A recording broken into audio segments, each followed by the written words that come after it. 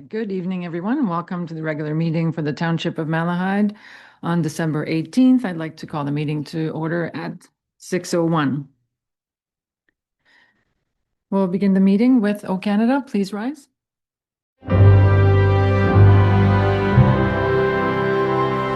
O Canada, our home and native land, true patriot love in all of us command. Car ton bras s'est porté l'épée, il s'est porté la croix. Ton histoire est une épopée des plus brillants exploits. God keep our land glorious and free. Oh Canada, we stand on guard for thee. Oh Canada, we stand on guard for thee. Thank you. Next is approval of the agenda. Any additions, changes? Seeing none this evening, the resolution, please. That the December 18th, 2025 regular council meeting agenda be approved as presented. Mover and seconder, please. Councillor Serna moves, Councillor Lewis seconds. All those in favor? Motion is carried. Next is disclosure of pecuniary interest. Any declarations this evening? None. Announcements? Seeing none. Proceed to adoption of minutes. So we have the minutes from our meetings of December 4th. Resolution, please. That the minutes of the regular council meeting held on December 4th, 2025 be adopted. Mover and seconder. Deputy Mayor Widner moves, Councillor Wilson seconds. Any errors or omissions? Want to thank the Deputy Mayor for chairing the meeting. Thank you. Good meeting. Excellent meeting. Long, a little on the long side. but So we have a mover and seconder, no errors or omissions. All those in favor? Motion is carried.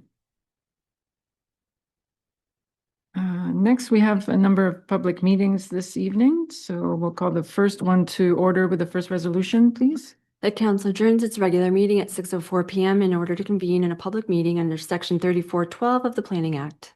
Mover and seconder. Councillor Leach moves, Councillor Wilson seconds. All those in favor? Motion is carried. This is a public meeting as required by the Planning Act to allow any person an opportunity to make representation with respect to a proposed zoning bylaw amendment relating to the property known municipally as 51400 Wilson Line. Clerk Adams, can you let us know of the method of notice and when was the notice given to the public for this meeting? The public meeting was advertised in the Aylmer Express for 2 consecutive weeks on December 3rd and 10th. Notices were mailed to affected property owners within 120 meters at least 20 days before the meeting, and the notice was also posted on the township website on November 28th. Thank you. Mr. Steele, welcome. Can you provide us with an overview of the application and let us know if there have been any comments received? Thank you, Madam Mayor.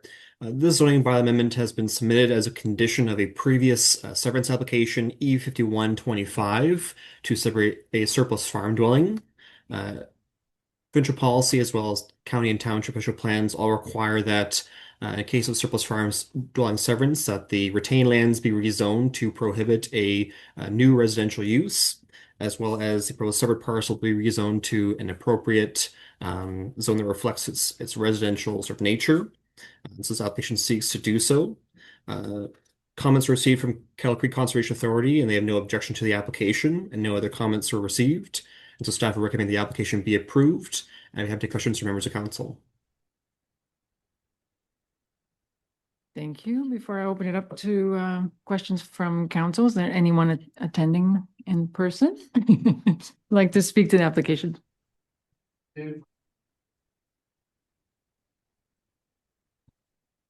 There we go. I'm Dave Rowe, the agent and the planner on this application, as well as the next two as well. And here really to answer any questions. This one is a very straightforward rezoning required because of the severance. Thank you for being here in person. Any comments or questions from council?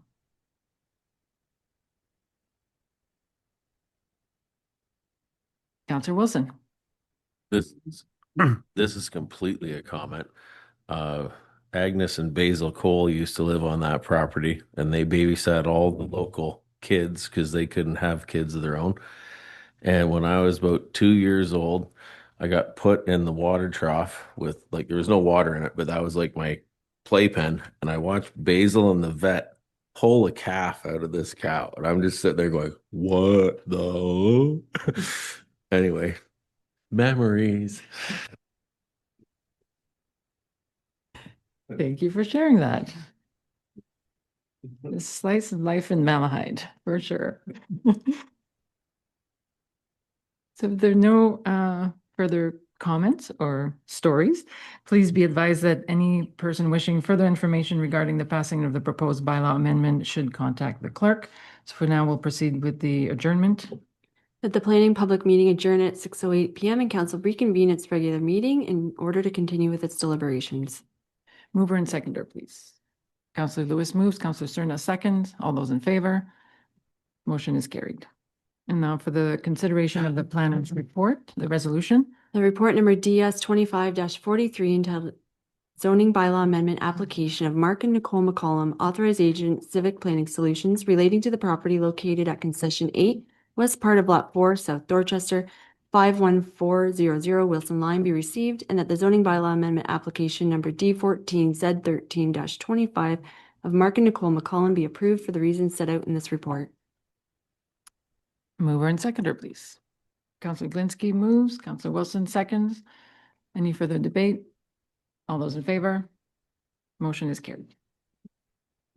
The next public meeting, we'll call it to order with a resolution, please. The council adjourns its regular meeting at 6:09 PM in order to convene in a public meeting under Section 3412 of the Planning Act. Mover and seconder, please. Deputy Mayor Widner moves. Counselor Leach seconds. All those in favor? Motion is carried. So this public meeting is also required by the Planning Act to allow any person an opportunity to make a representation with respect to a proposed zoning bylaw amendment relating to the property known municipally as 51200 York Line. Clerk Adams, will you let us know about the method of notice, please? The public meeting was advertised in the Elmer Express for 2 consecutive weeks on December 3rd and 10th. Notices were mailed to affected property owners within 120 meters at least 20 days before the meeting, and the notice was also posted on the township website on November 28th. Thank you. And Mr. Steele, can you provide an overview of this application, please? So the property is currently zoned rural commercial and contains a light industrial use for furniture manufacturing, as well as an existing single detached dwelling. The overarching policies of both the provincial planning statement as well as the county and township official plans do permit secondary dwelling units within its policies. However, since the property is currently zoned rural commercial, it does not, and the owner is proposing to add a secondary dwelling unit in the basement of the existing dwelling. And so the application has been filed to permit a site-specific zone that would permit a secondary dwelling unit. It is noted that the proposed dwelling unit would comply with all other zoning requirements for secondary dwelling units. Comments were received from both Kettle Creek Conservation Authority as well as the adjacent property owner to the east, and both state they have no objections to the application. And so staff will recommend the application be approved. And that concludes our presentation. I'd be happy to questions from members of council. Thank you. Anyone attending in person? Again, this happened to be. Is your microphone, please? Let me get this going. This happened to be when the bylaw was prepared to deal with secondary or additional dwellings. In this particular case, the house was there back in the day when it was agricultural, it got rezoned, and I do have the dates, and to rural commercial use. The Van Gorp family manufacture church furniture, pews and all that type of stuff. And the house itself has always been rented out, and what they want to do is have a secondary use in the basement. So after much measuring and whatnot, we were able to come up with all the figures and able to satisfy Eric that we had everything under control. Great. Thank you for that additional context. Any questions from members of council or comments or stories?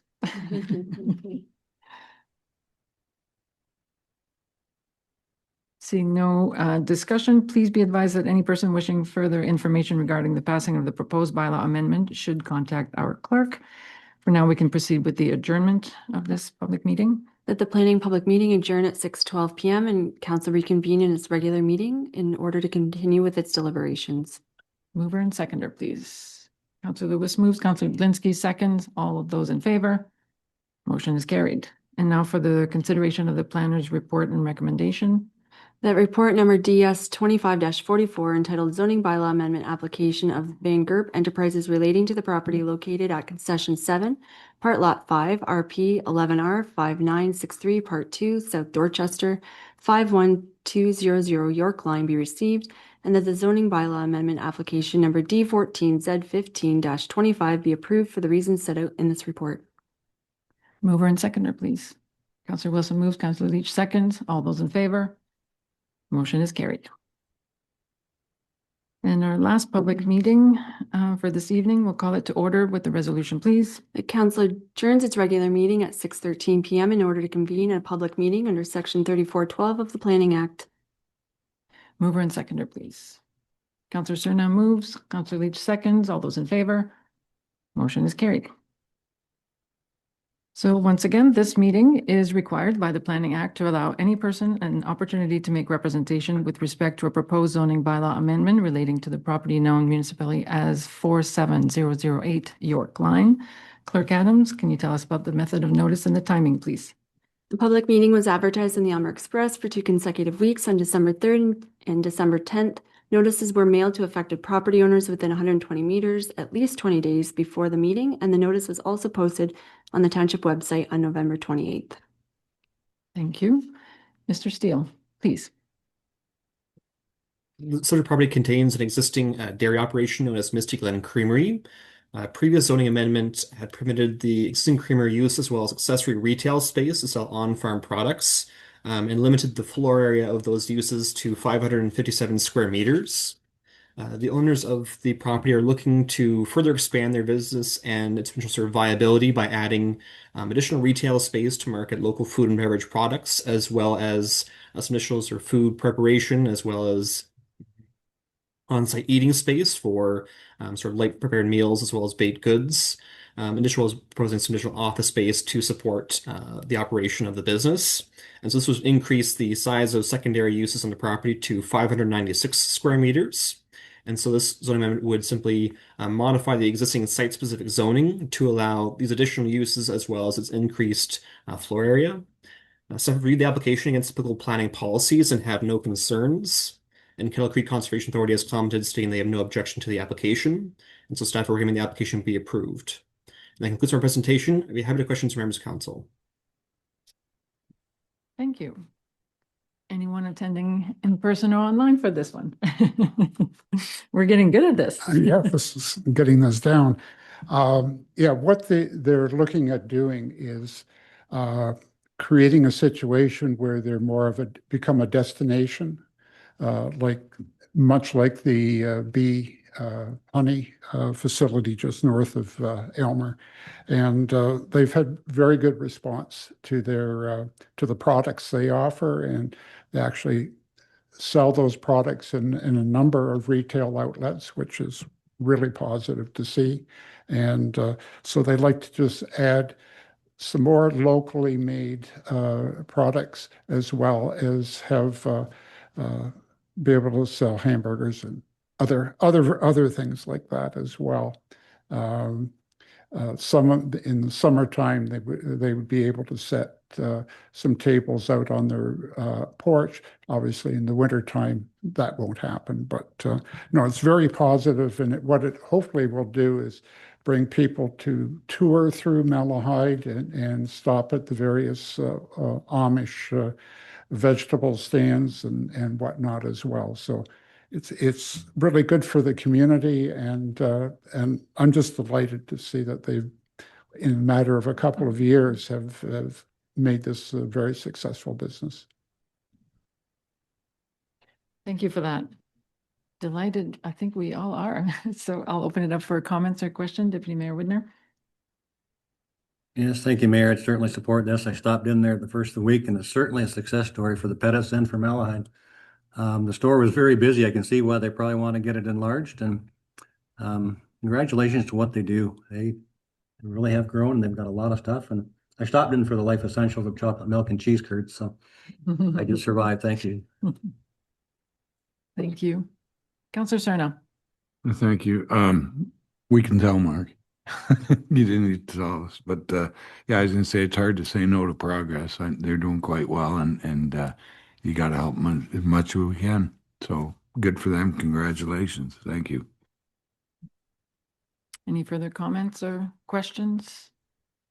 Yeah, this is a great story to see. It's spot on with the needs of the community, and even the plan for and the economic development of the county. They're talking about on-site farm diversification, and this is spot on. So happy to support that. So thanks to staff for all the support. So if there's no further discussion, then please be advised that any person wishing further information regarding the passing of the proposed bylaw amendment should contact the clerk. For now, we'll adjourn this public meeting. That the planning public meeting adjourn at 6:18 p.m. and council reconvene in its regular meeting in order to continue with its deliberations. Mover and seconder, please. Councillor Wilson moves, Councillor Lewis seconds. All those in favor? Motion is carried. And now we'll consider the planner's report.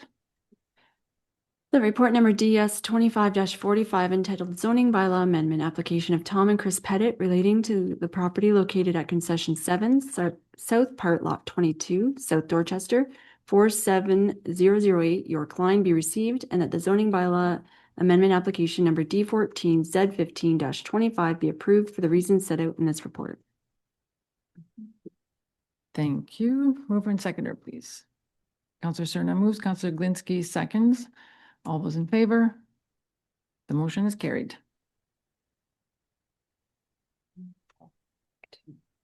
Okay, and I think that was your last report, Mr. Steele, for this evening and for this year. So thank you. Very good. Merry Christmas to you as well, Mr. Rowe, and to you, Mr. Steele. Yes, happy holidays, Merry Christmas to you as well.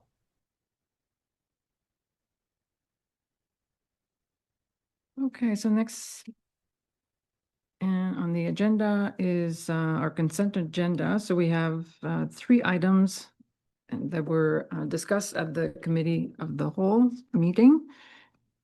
Anything that needs to be pulled out for further discussion by council?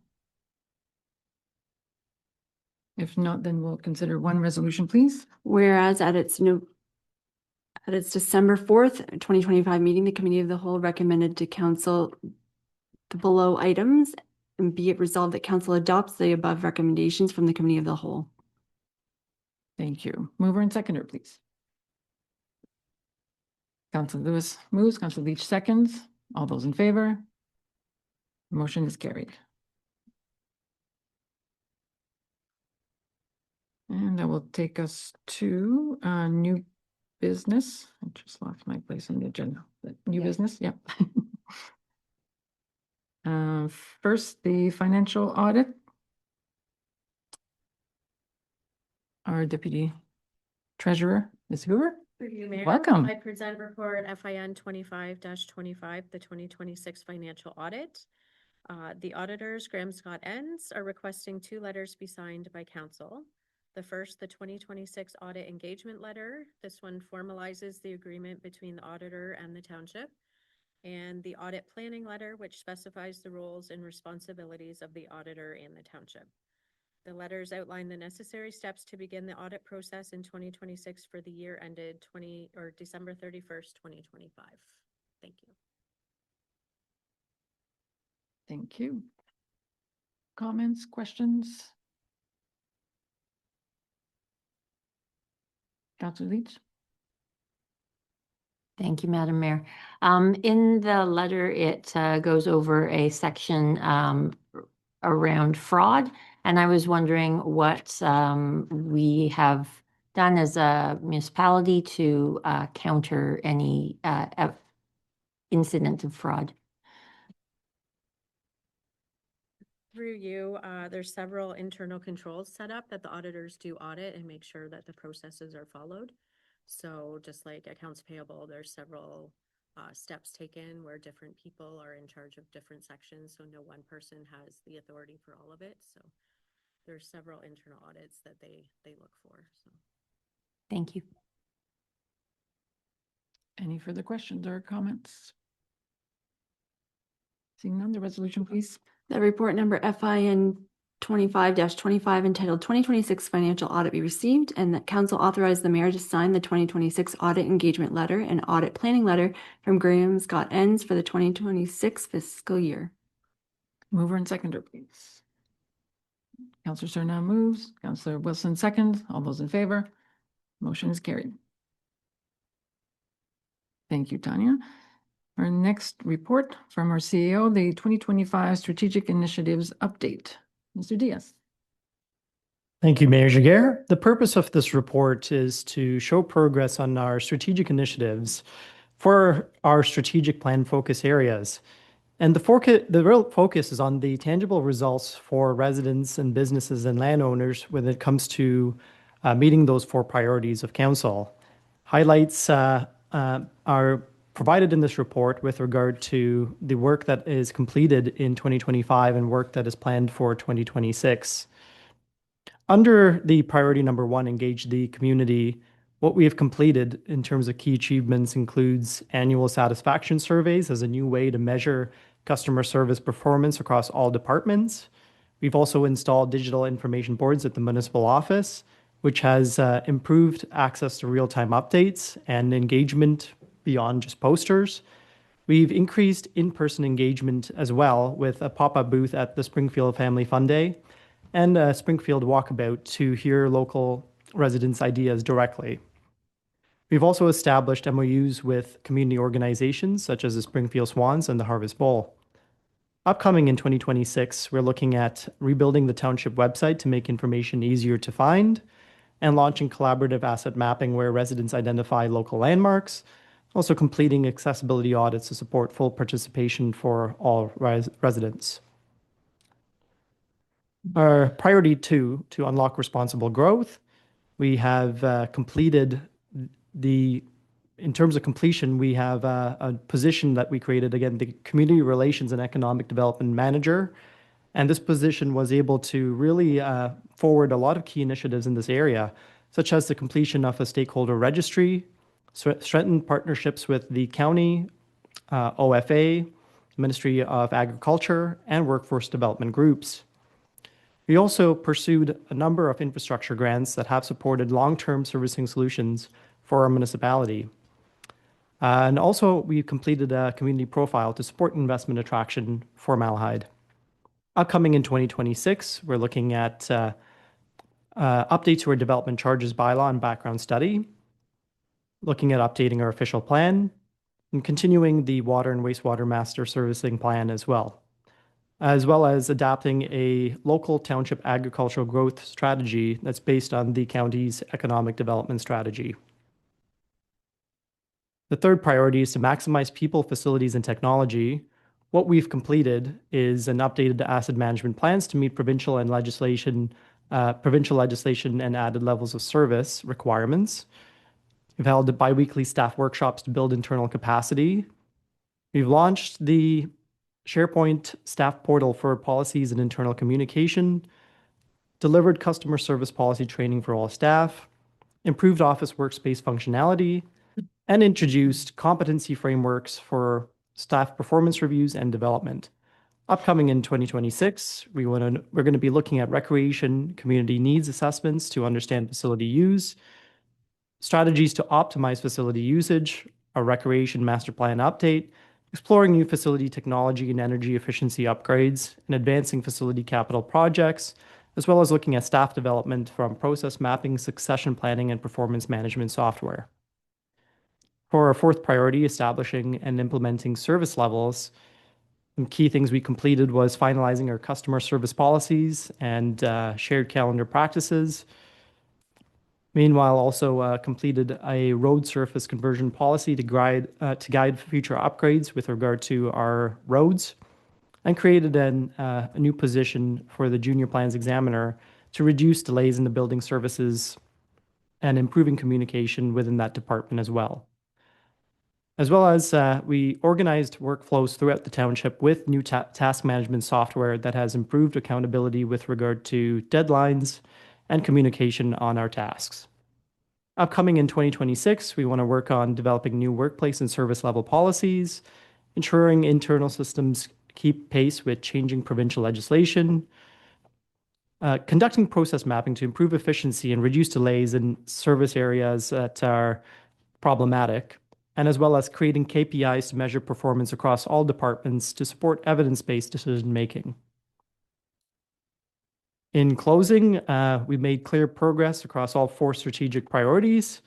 The community feels more engaged, growth planning is stronger, internal capacity is improving, and service delivery is becoming more consistent. Staff will continue updating council as major initiatives advance. Thank you. Thank you for this update. I'll open it up to council for comments or questions. Councilor Leach. Thank you, Madam Mayor.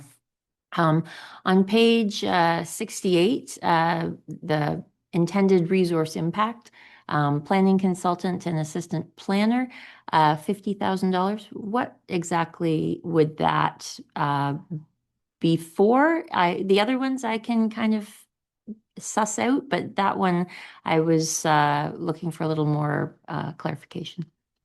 And overall, I appreciate all the work that's gone into this and very clear and concise. Thank you. Through you, Madam Mayor, that was with regard to updating the official plan and zoning bylaw. That was actually a project aimed in and budgeted in 2025. However, as we are undertaking our water and wastewater master plan, we put that on hold because that plan may have some servicing recommendations that may impact our official plan update. Thanks for that clarification. And yes, I agree. I remember when we did the public consultation, when we finalized the strategic plan, the feedback was that the strategic plan means nothing if we're not tracking it and if we're not using it as the basis for operational planning and budgeting. So this is, as you know, we'll be looking at the budget, 2026 budget, and this essentially sets the stage for here's what we accomplished, and now here's what we need to do for 2026, and then here are the resources that we need to allocate if we're going to try to tackle all of these tasks. So thank you for providing the update and the context for the budget discussion. Councillor Leach. I did notice that we were a little hesitant about hiring a cred manager, but that comes up like so frequently in this. I think we're getting our money's worth. Yes. And the feedback has been wonderful from the community, from businesses, it really has evolved in a much needed position, and I think it supports staff as well as residents as well as council as sort of that pivotal position in the middle and to create that one team vision. So yes, kudos to Stephen in developing a position that didn't exist to begin with, but actually really aligning with the needs. And I think, yeah, everybody could probably provide examples of how that is really advancing a lot of these initiatives at the forefront, then supported by everybody else on staff. So yes, thank you for recognizing that. Wonderful.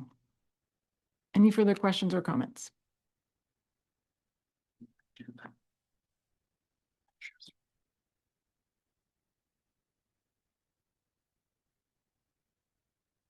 I'll let you share those comments yourself. Thank you, Madam Mayor. With regard to strategic initiatives, our focus will also be to continue building on staff capacity with this and largely with using internal capacity. We have Talia here today who will be moving forward as a manager of strategic initiatives, where she'll be taking particular care and action with regard to these strategic initiatives and ensuring that they are moving forward with quality, time, and budget considerations. Great, yes. I think that's another good strategic decisions, as the front facing being our manager of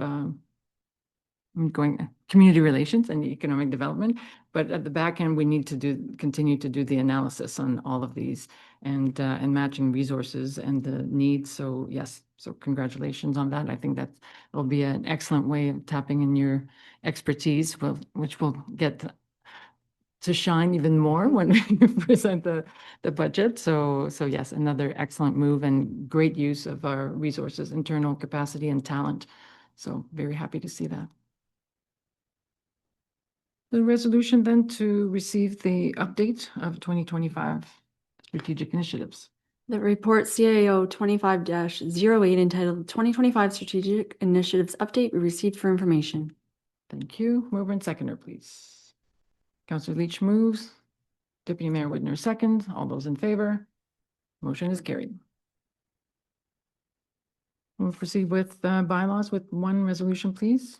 That the following bylaws be now read a first, second, and third time and finally passed. Bylaw 25-69, 2026 municipal water rates, and bylaw 25-70, 2026 municipal sewage rates. Mover and seconder. Councillor Surna moves. Councillor Leach seconds. All those in favor? Motion is carried. And this brings us to Committee of the Whole. So we'll move into committee and then recess. We'll fuel up a little bit before the big budget reveal and presentation. So let's move into committee first. Resolved that we do now move into Committee of the Whole. Mover and seconder, please. Councillor Surna moves. Councillor Lewis seconds. All those in favor? Motion is carried. So we'll take a 10-minute recess. We'll be right back. Okay, welcome back. So we're now sitting as the Committee of the Whole to receive the 2026 draft budget. And as you know, under the Strong Mayor Powers legislation, it is the budget is the mayor's budget to present. But as you may also recall, we did pass a resolution to delegate the responsibility, to certainly make it a shared responsibility with staff and council. So I'll just kick this item off just before I turn it over to Talia for the presentation. So the process, so first I want to thank staff for a really great process that I think we initiated in August. And I also want to thank council for making the time to meet with me and having great discussions and provide input at the onset of the process, which was also guided by input from your respective constituents.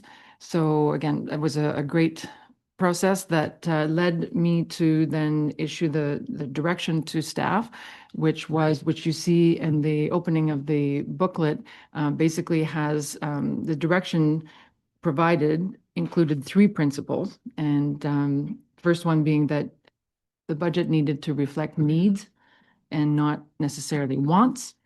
Any changes to the budget needed to be presented with a solid business case. And that we definitely wanted and we're expecting what I call a reality-based budget. So some people develop a zero-based budget. And in our case, I wanted a reality-based budget. And what I meant by that was the fact that we needed to be in a position to have a budget that would be realistic for today, for the economic context that we have today and that our constituents and businesses face, but also facing the reality that are just around the corner in terms of aging infrastructure and a lot of big capital projects that we won't be able to put off. So very pleased to then see the result that Talia will be presenting in a moment. So to me, it is a very responsible budget that has that balance of affordability, what we can afford today, and what we will be able to afford tomorrow based on our very strategic planning right now. So I just want to highlight a couple. As you know, at the end of the day, there's so many things in the municipality that are mandated that there's very little discretion that we can apply to the budget. But there always are some areas, and you will see the details later on, but I wanted to highlight a few key decisions where discretion and strategies have been applied. So first, this is a budget that will take advantage. We're trying to take advantage of some increases that we've seen in the provincial funding, and we're very grateful for the recognition from the provincial government in terms of our constraints in a rural area. So we have seen a bump in funding for this year. Another decision, as you recall, council gave direction to use a phased-in approach. We know we need to make some adjustment to wages to remain competitive and to retain and attract employees. And the strategy that we've applied here is to do it over 2 years. So 50% of the adjustment is reflected in this budget. You will also see that this budget then, in terms of the wage adjustment, postpones the wage adjustment that was recommended for council. So council discussed that if a market adjustment needed to be applied, it would be more appropriate to be applied to the next term of council and not this one. So there's no adjustment to the council wage for 2026, but it's postponed to 2027. You will see also that there's a suggestion to try to get ahead in terms of our capital reserve funding. So we're trying to use this moment to maybe boost our investment in our reserves to be in a better position later on. And there's also a placeholder right now. Later on, we will receive the budget, proposed budget from conservation authorities, and one of which is beyond what I believe we can afford, that, in terms of fitting affordability. So we've put a placeholder for a 4% increase, but that will be discussed later. We will be having discussions with the Conservation Authority to make sure that we want to protect the level of service and protect our local interests for sure, but also protect our dollars, our constituent dollars, to make sure that they remain in this area, like any investment. So what you see today only has a placeholder as a 4% increase, as opposed to the 20% that they had recommended. So all of those, adjustments were meant to align with the realities, financial realities that we don't control. So just a few highlights. About the change in waste management and recycling programs that has a huge impact. We don't control that. It's a competitive labor market. We don't control that. And we have aging infrastructure that's just a reality. And the OPP contracts. So those are just some of the pressures and the realities that's what I mean. Like we had the result that you see today is like a puzzle that staff have been working really hard on trying to assemble all the pieces of the puzzle to find a way to align as many pieces as we have in a way that is aligned with the strategic plan and everyone's reality. And that's also why you will see in the booklet, I had asked to add additional context in terms of the reality of what's happening locally and even globally and how it's affecting us. And you'll see in the appendix, we were also able to use the new and updated community profile that I think council received at our last meeting. So that provided a nice anchoring point for the budget. So that's the overall result of what you're seeing today. Staff were not asked to come up, were not asked to arrive at a specific number in terms of a potential increase in rate. So it was, like I said, a reality-based budget. So let's arrive at a number that is realistic for us for today and for tomorrow. So with that being said, then I would like to invite our manager of asset management, or no, it's now our analyst, our asset management analyst, soon to be our manager of strategic initiatives. Over to you. And I should also highlight the fact that this budget was developed without the benefit of our director of finance and treasurer. So extra kudos for delivering the budget that is according to the direction given, but also within the timelines. So that's extra effort that went into that, and should be congratulated for job well done. Over to you. Thank you, Mayor Giguère. Good evening, members of council. Before you is the 2026 Mayor's proposed budget. This process looks a little different this year, so we'll start with a brief reminder. The process begins with the preparation of the Mayor's budget and its public release. Although legislation sets a deadline of February 1st for this step, Mayor Giguère and staff have worked diligently to prepare the proposed budget so that it may be presented to council this evening. The next step is for council to review the proposed budget and consider passing amendments. Council has up to 30 days for this amendment period, taking us to the January 15th council meeting date. There is an optional council meeting scheduled for January 8th. However, council may use the full 30 days to seek clarification, to request additional information, to bring forward resolutions for amendments, or to accept the proposed budget. Should amendments be passed by council at the January 15th council meeting, the mayor then has 10 days to consider whether to accept or veto the amendments, providing written rationale for the decision made. If a veto is made, council then has 15 days to override the veto with a 2/3 majority vote. Upon the expiration of the override period, the budget will be deemed passively adopted on the 10th of February. So the purpose of tonight's presentation is to convey to council the highlights of the mayor's proposed budget.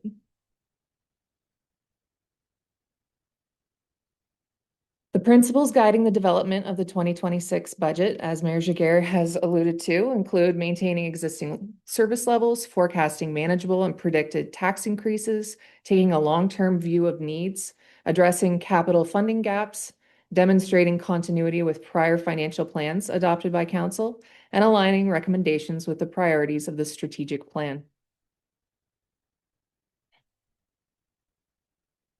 Three economic factors are considered when developing the budget, as they affect both municipal and ratepayer financial planning.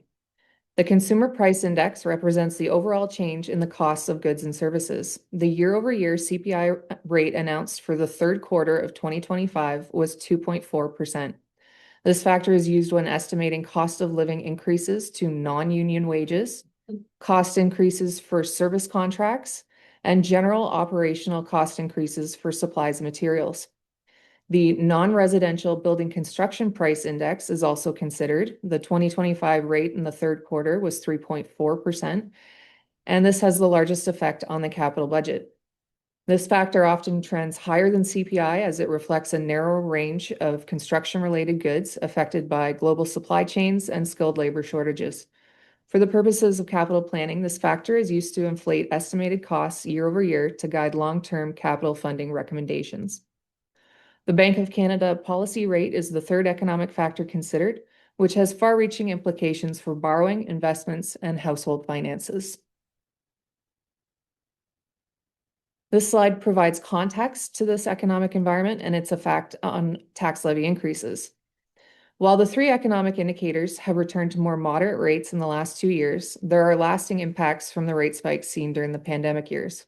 Moving forward, it is expected that tax levy increases, the white line, will continue to trend slightly above CPI, the green line, as the cumulative effects of the building construction price index peak, the blue line, will continue to impact annual capital funding recommendations.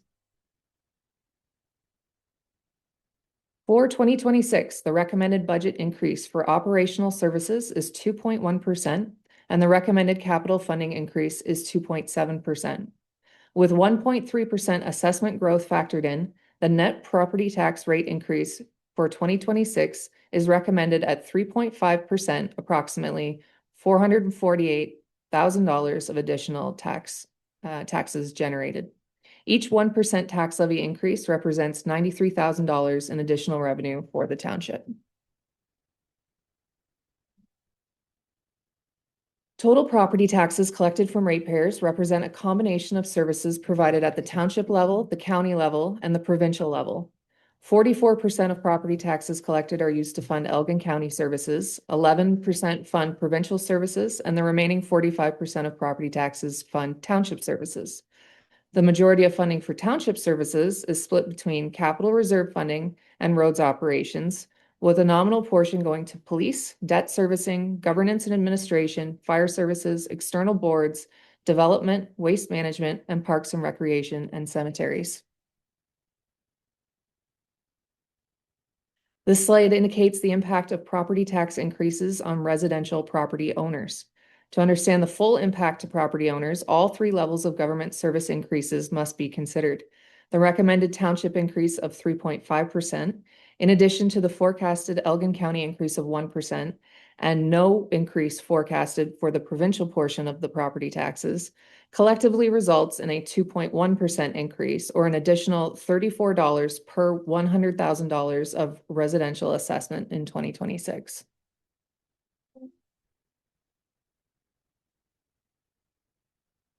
This is a summary of the 2026 proposed budget by service area. There is an increase of $332,000 projected for operating expenses in 2026, a 3.6% levy increase. This is offset by an additional $136,000 forecasted for other operational revenues, reducing the total to 2.1%, a $196,000 increase.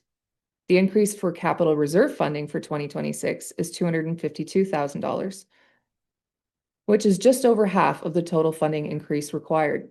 The total budget is increasing from $9.32 million in 2025 to $9.77 million in 2026, an increase of $448,000 or 4.8%. When this 1.3% forecasted tax assessment growth for the municipality is factored in, the net levy increase is the 3.5%, forming the recommended levy increase for 2026. So we'll go through the individual service areas in detail to highlight the key changes. Governance and administrative services encompass a wide range of services and activities for the municipality. There are many adjustments to operating lines within this budget, with three notable changes being made. The first recommended change is an increase to wages and benefits in the amount of $90,700. Labor costs represent the largest portion of operating expenses and are the primary way the municipality provides services. There are several factors affecting wages in 2026 that are policy-driven and align with the priorities set forth in the strategic plan.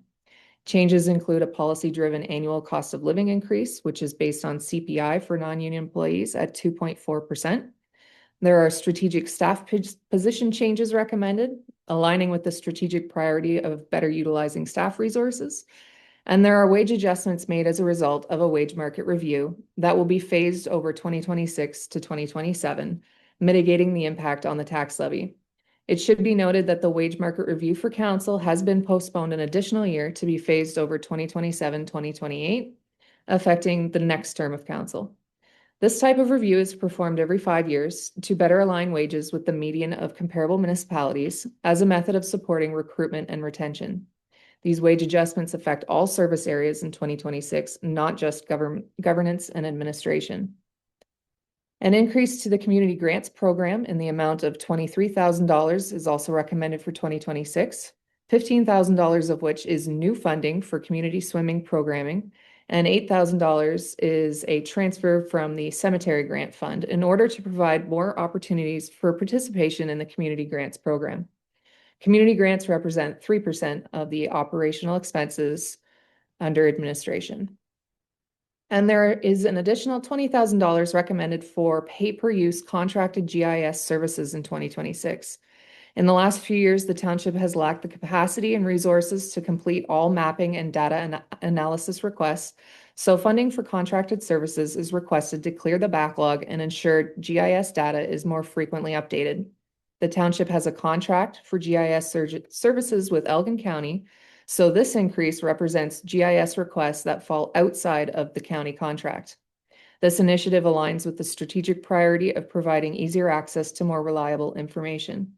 Contracted services represent 11% of the operational expenses for governance and administration and include legal, IT, and animal control services. These recommended changes increase the total funding request for governance and administration by $134,000, a 9% increase year over year, increasing the tax levy by 1.4%. Fire and emergency management services include fire suppression, emergency rescues, and preparedness, as well as public education. The changes with the largest impact on the 2026 budget. Oh, did it go ahead one? Yeah, that's development policies. There we go. Sorry. The increase to wages and benefits and the increases to fees and recoveries. As previously spoken to, the factors impacting wages and benefits include cost of living increases, strategic position changes, and the first phase of a market review adjustment. Labor costs comprise the largest portion of service expenses at 60%. The increase to forecasted fees and recoveries was an adjustment to reflect recent trends, as this line has not been adjusted in many years. This is not a reflection of increases in user fee rates. There are also forecasted expenses for the implementation of a new mental health program. This is a one-time program and implementation cost related to staff training, which is offset by grant funding received from Warrior Health in 2025. It is recommended that the total funding for fire and emergency management services increase by $58,000 for 2026, a 6% increase year over year, increasing the tax levy by 0.62%. So now we'll go back here. The development services area includes planning and economic development activities, as well as building and bylaw enforcement services. There were a few adjustments made to this service area, with the most notable being a $30,000 increase to wages. It should be noted that only $9,000 of this increase, attributed to planning services, is recommended to be funded by a tax levy increase, with the remaining $21,000 for building services wages being funded through building permit revenue. In 2026, building permit revenue is expected to continue to decrease by $50,000, requiring an increased draw from the Building Stabilization Reserve of $69,600 to cover the additional pressures. In 2026, staff will undertake a review of building permit fees, which have not been updated in many years, to ensure that this service can continue to be self-funded in future years. On the planning services side, staff are recommending that more services be performed in-house, decreasing external planning consultant costs. As these consultant costs are largely recovered through planning fees, it should be expected that fee revenue will decrease as consultant costs decrease. It is recommended that the total funding for development services increase by $9,000, a 3% increase year over year, increasing the tax levy by 0.1%.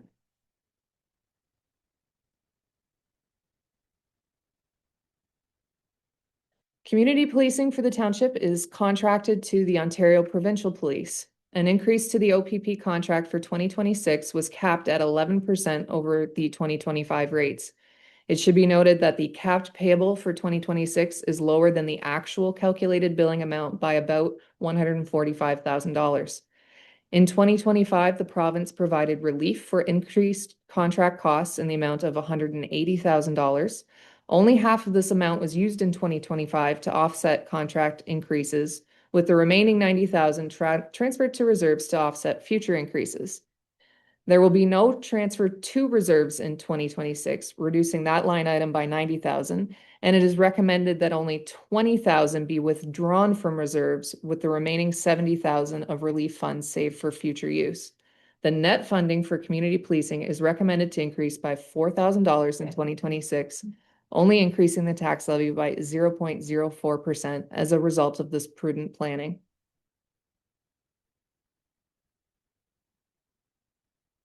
The Public Works Department provides a wide range of services and has the largest operational budget. In 2026, this service area will be impacted by increases to wages and by legislated changes to the curbside blue box recycling program. There is a recommended increase to wages in the amount of $45,500 for cost of living increases for both union and non-union staff, strategic position changes, and the market review adjustment. Labor costs are the largest expense for this service area at 44%. Roadside environment maintenance budgets have also been adjusted, including an increase to the brushing program and a transfer of operational ditching costs to the capital surface treatment program as preparatory work. A full operational service level review is underway to better understand current service levels, community needs, and available resources. This has been identified as a strategic priority and will help to inform decision-making in the future by identifying specific service level metrics associated with costs. Legislated changes to curbside blue box collection will also be coming into effect in 2026, impacting the collection contract with Miller Waste. The township will no longer be responsible for the collection of blue box materials as of January 1st, which will reduce the collection contract cost by $231,000 in 2026. This means that the township will also no longer be receiving the relief funding from Circular Materials Ontario in the amount of $315,000, a net increase to the tax levy of $83,900. This legislated transition to producer responsibility means that future changes to the Blue Box program will no longer be within the township's control. The transfer of $8,000 is recorded here from the cemetery budget to the community grants budget, as previously mentioned, and has no effect on the tax levy. And a portion of the beach maintenance costs for the township-owned beach section was reduced to reflect actual operational costs in recent years. It is recommended that the total funding for public works services increase by $104,000 for 2026, a 3% increase year over year, increasing the tax levy by 1.12%. Services provided by external boards fall into two categories: conservation and recreation. The township is jointly responsible with the town of Elmer for funding the operations of the East Elgin Community Complex. For 2026, the township's half of operating expenses will increase by $18,300, a 3% year-over-year increase. There are currently 3 conservation authorities that the township is responsible for funding, proportional to the area within the watershed the township occupies. The Kettle Creek Conservation Authority and the Long Point Regional Conservation Authority submitted budget requests in time for the preparation of this proposed budget. The Catfish Creek Conservation Authority budget request is scheduled to be received by council later this evening and has been estimated with a CPI increase at this time. The forecasted increase for conservation authorities is $4,700 for 2026, a 2.4% increase year over year. It is recommended that the total funding for external boards increase by $23,000, increasing the tax levy by 0.25%. Revenues that are township-wide and not specific to any one service area are combined into the other revenues category. The majority of these revenues come from the Ontario Municipal Partnership Fund, which the province is increasing by 8% in 2026 with an additional $74,900. It is recommended that payments in lieu of taxes also be increased by $39,000, aligned with the recommended tax levy increase. And in recent years, the revenue from penalties and interest has increased. The $22,000 increase to this budget represents a one-time adjustment reflecting recent trends, as this line has not been updated in several years. It is recommended that the total budget for other revenues increase by $136,000 for 2026, a 7% year-over-year increase, reducing the overall tax levy for operating expenses by 1.46%.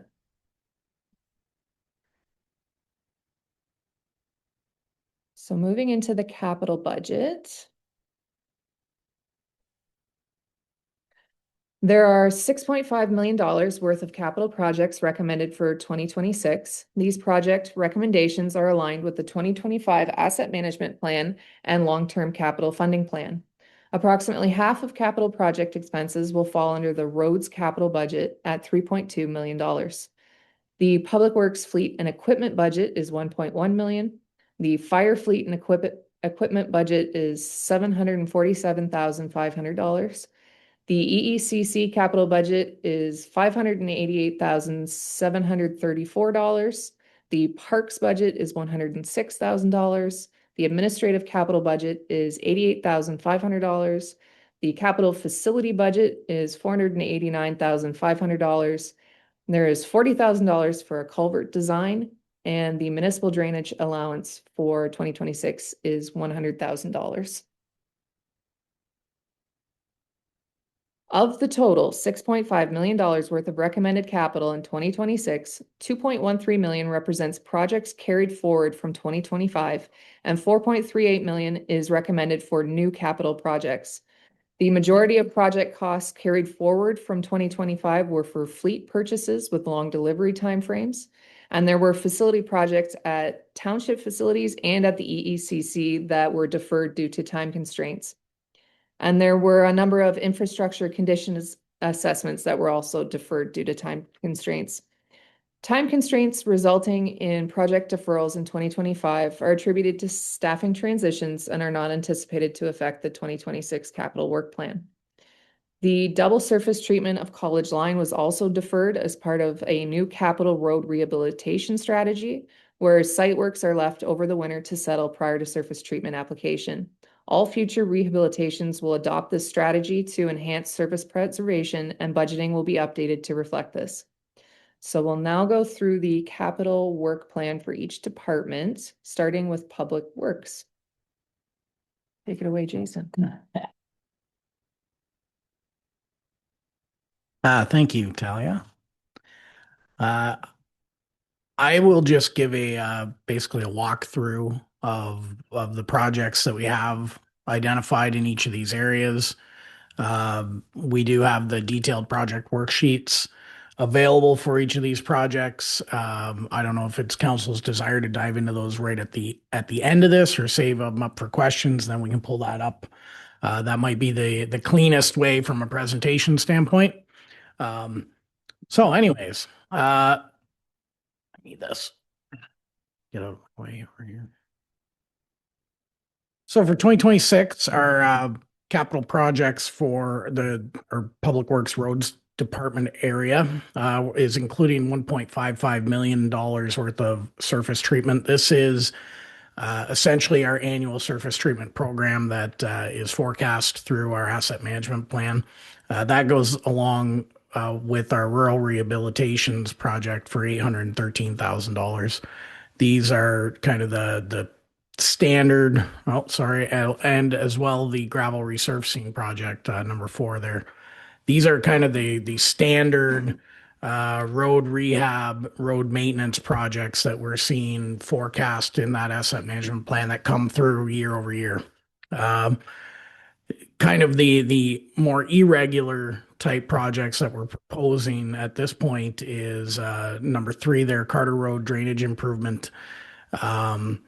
Council may recall or may have seen various instances on Carter Road just south of Highway 3, down in that first valley, where we've had some significant road washouts on the east side of the road. What our plan is here is to try and put in a more permanent solution to the problem.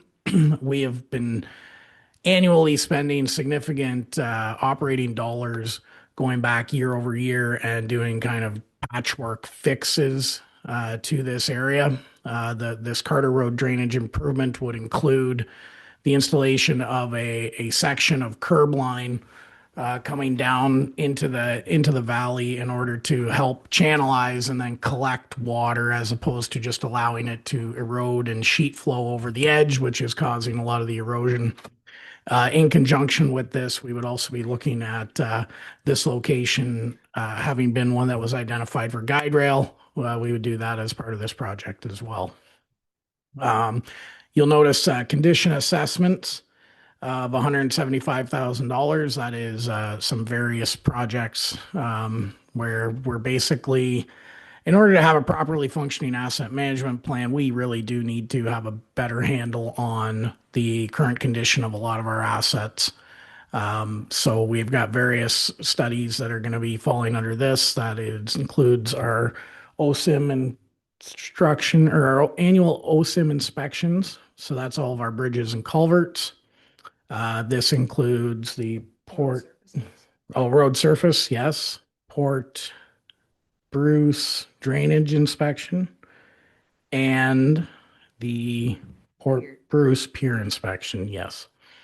So 3 of those are actually deferred projects, just due to time constraints of this year. They were 2025 approved projects that just weather conditions and staffing conditions at the office just did not allow us to fully execute. So we have the prep work for these studies, for the procurements to be completed, and those will be issued in early 2026. We have our guide rail project, which is still our annual kind of allotment towards implementing guide rail installations as per previously approved road safety audits. The communications equipment project there is still a deferred project at this point. It was previously approved, and that is relating to the radio network that is utilized by our roads department, as well as in conjunction with fire, that is located on the old Elmer standpipe. Basically, we've kind of slotted that money aside for when the town of Elmer decrees that we must get off that standpipe. We are going to be able to react quickly in order to get our equipment off there and maintain continuity of service. That being said, there will be, Chief Spoor would have more detail on it, but when the fire department is going to be proposing their next round of upgrades in the next year or two, Jeff? Yeah, we've, with council decided there a few years ago, we had brought up the report forward that the infrastructure for the whole county radio system needed to be upgraded. So we are on a 5-year plan to put some capital reserves in place for that. The county, we're working with the county as well to try to do this. And if all, we could do some savings with the roads department doing their upgrades at the same time, that we could maybe use the same towers and stuff like that. So. Thank you, Jeff. Crack sealing, that is going to be crack sealing that we're going to have done at South Dorchester Community Hall in the parking lot there, as well as the parking lot within the South Fire Hall. Or am I confusing that under the facilities? That's coming up. Sorry, that's the facilities. This is just some of our crack sealing in the village streets. And then our annual municipal drain allowance. And finally, the final is the Pigram Road culvert design. Pigram had a culvert that had been identified through OSIMS that is going to be requiring replacement.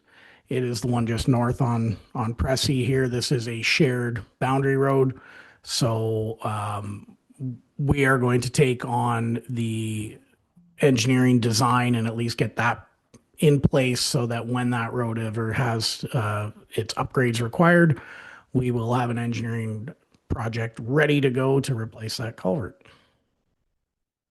So that is the high level of roads. For fleet equipment, you can see the bulk of this. We have a carryover for a tandem and a single, which we have issued replacement. We've issued POs for. However, we're still just in the sitting and waiting for these trucks to arrive stage of the game. So they're reflected on here. That's projects 1 and 2. Project 3 is a replacement of a tandem truck, which has exceeded its useful life and is starting to show some severe deterioration. So we're looking to get that on the books and get it ordered. Again, this will be another item that is likely going to be 18 to 24 months out before we receive. So If that is approved in 2026, we'd be looking to issue the PO without actually getting the truck probably till closer to 2028. We're also looking for a 3/4 ton pickup truck replacement and some various other transportable equipment. On the facility side, we have a rather large list of items that we're looking to have addressed. The MCP rooftop HVAC, that is a carry forward project. We've been in the, as you're aware, we have a new manager of facilities and contract administration who has been hard at work trying to get caught up on some facility related items. We're in the process of developing the actual specifications that we need in place to have that project done, as well as with the water treatment system and the MCP flat roof sections. New projects include a request for some kitchen backsplash within the MCP kitchen. If council's ever been in there, that's kind of in and around the dishwasher area. For whatever reason, when that kitchen was constructed, there was nothing put there except drywall. So it's a constant maintenance nightmare with it getting wet and banged and smashed. So we're looking to fix that up for once and for all. The sound system is likely about the same vintage as the building. And you can just imagine how technology has changed for some of these things over the past 15 years. It is generally unreliable, causes a lot of grief for our users there. So we're proposing to get a new system that can be wirelessly controlled, provide a little more flexibility and a little more ease of use for renters there. There's a $6,000 placeholder of various appliances that needs to be just general maintenance items for things within MCP and in the kitchen that over the years have either worn out or historically have never really been addressed. Sometimes things disappear or break down and they just haven't been replaced or repaired.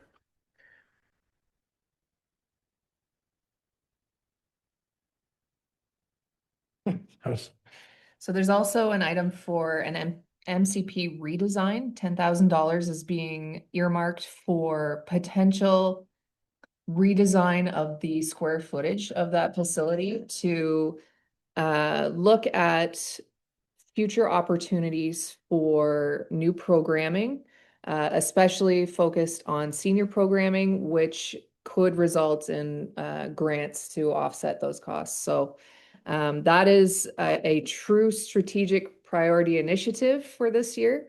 And that is just representing contracted design costs for consultants, architect to put together. Thanks, Talia. You'll notice numbers 8 and 9 are projects relating to the administration office. That's our main office building in downtown Elmer. These have been previously discussed at council and are carryover projects. Number 8 is a carryover, and number 9 is new request to do some additional renovation works on the main floor of that building in order to further support our staffing requirements there. The South Dorchester suspended ceiling project is a recommendation to replace some of these lovely ceiling tiles that you see in these suspended ceilings. The ones in the kitchen specifically at South Dorchester are getting a little long in the tooth, and therefore we're recommending that those be replaced. Number 11 is a salt shed investigation. Recommended $50,000 to have some structural engineering work done at the north and south shop on both of our salt sheds. What we have discovered through the course of the year is an increased level of concrete spalling happening in the salt storage areas. due to the age of these buildings and the age of the concrete, what we have found is that over time, that exposure to salt and moisture has caused rusting of some of the rebar from within the concrete. You get a lot of efflorescence and transfer of minerals and such out of and through the concrete, which causes some significant deterioration. Ultimately, what we want to understand is this a superficial problem? Meaning we can do some skim coating and general repair to the concrete to prevent it from further falling apart? Or do we have a more significant problem, and are we getting into actual negative effects on the structural integrity of that concrete and therefore the entire buildings themselves?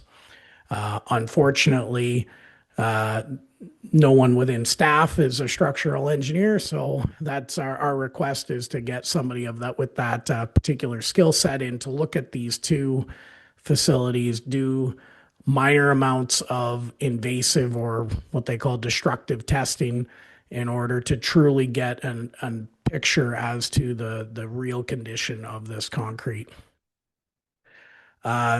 Here is the item I was talking about earlier, the crack ceiling of the parking lots at South Dorchester and South Fire Hall. Both of these locations are asphalt parking.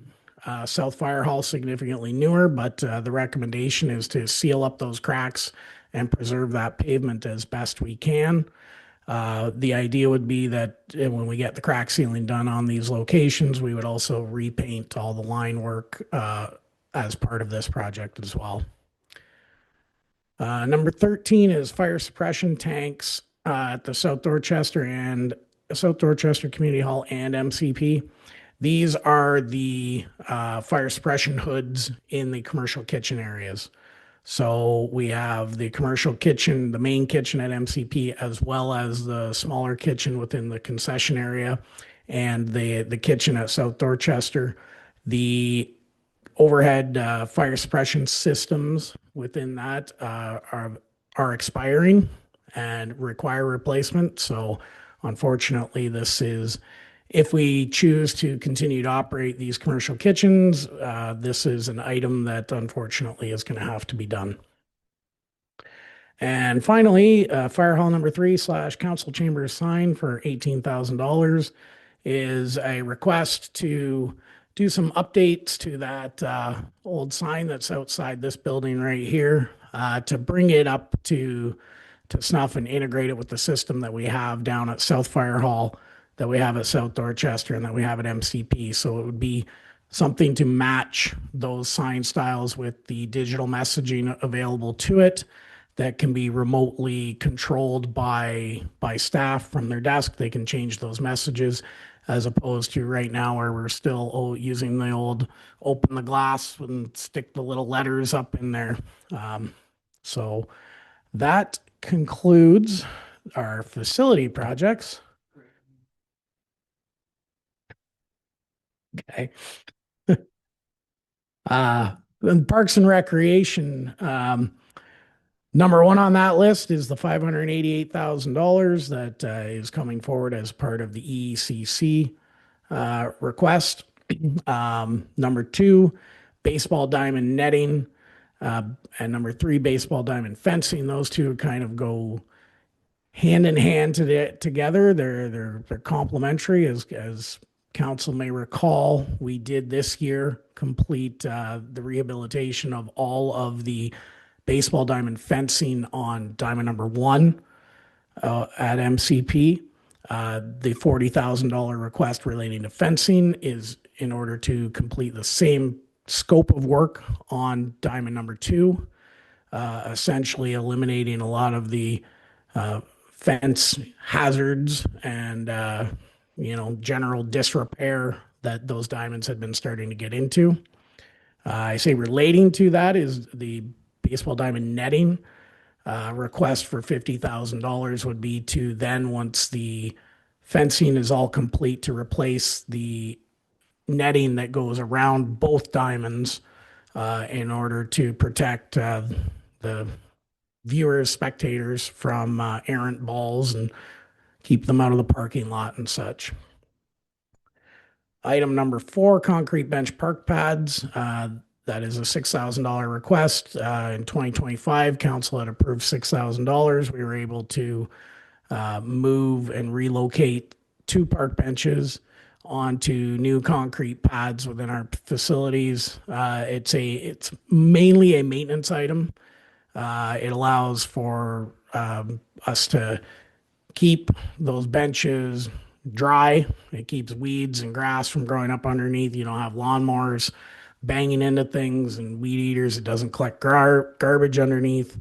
So what we've done, if council has noticed, down at Cenotaph Park is a good example where on that pad we've now relocated an existing bench onto a pad along with a flower box planter that we already had, and the garbage can are all now there kind of together in one nice little spot. Our plan would be to continue doing this for probably the next 2 to 3 years until we have done this at all of our locations with our existing park benches.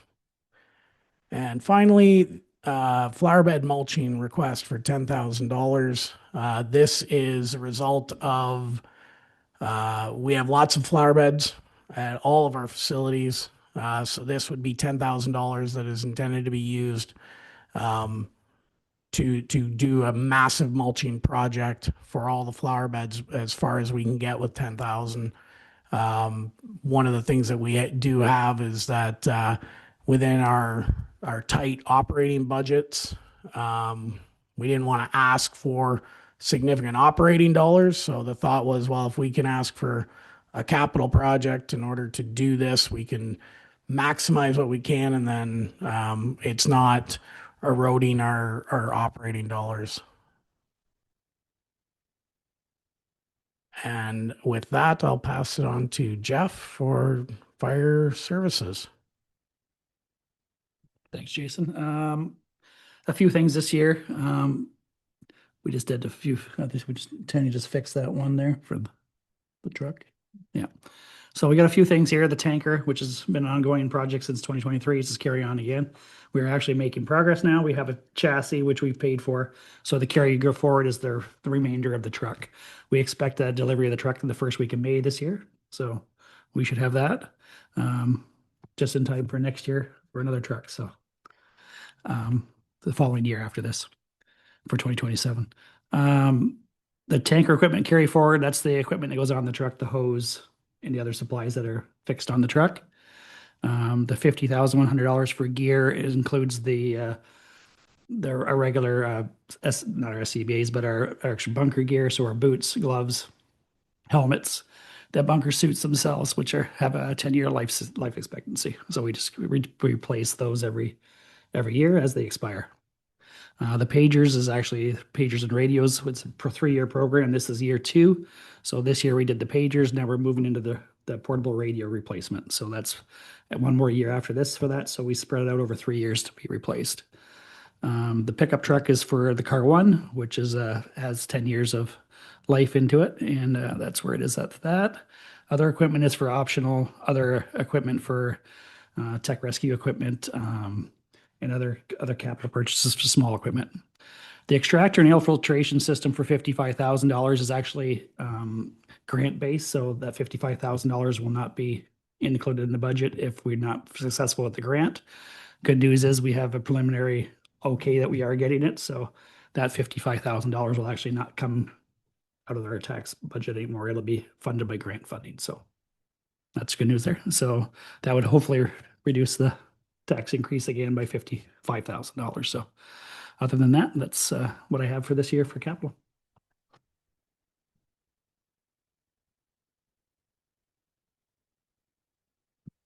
Thank you, Jeff. Finally, administrative projects. We had $30,000 carried forward for the official plan. It was initially approved for the 2025 capital projects. However, we're waiting for the completion of the water wastewater feasibility capacity study to be completed as it may have implications for the official plan update. There is computer equipment for $6,500, a new website platform for $15,000, an update to the development charges background study, $25,000, and a network switch for $12,000. The IT computer type items are coming out of the modernization fund, with the rest being funded out of the capital reserves.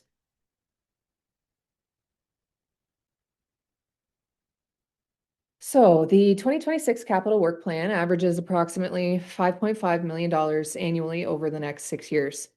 This is an increase of approximately $500,000 per year from the work plan presented to council in the 2025 budget. The main drivers of this increase are rising prices for road construction materials and facility rehabilitation recommendations that have resulted from recent facility condition assessments.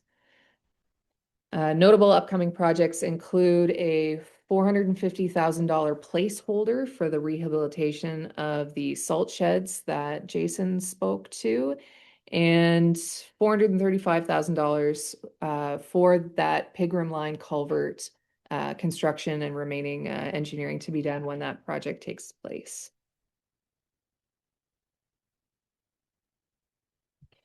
Annual capital funding is currently forecasted to be $4.2 million on average for the next 6 years.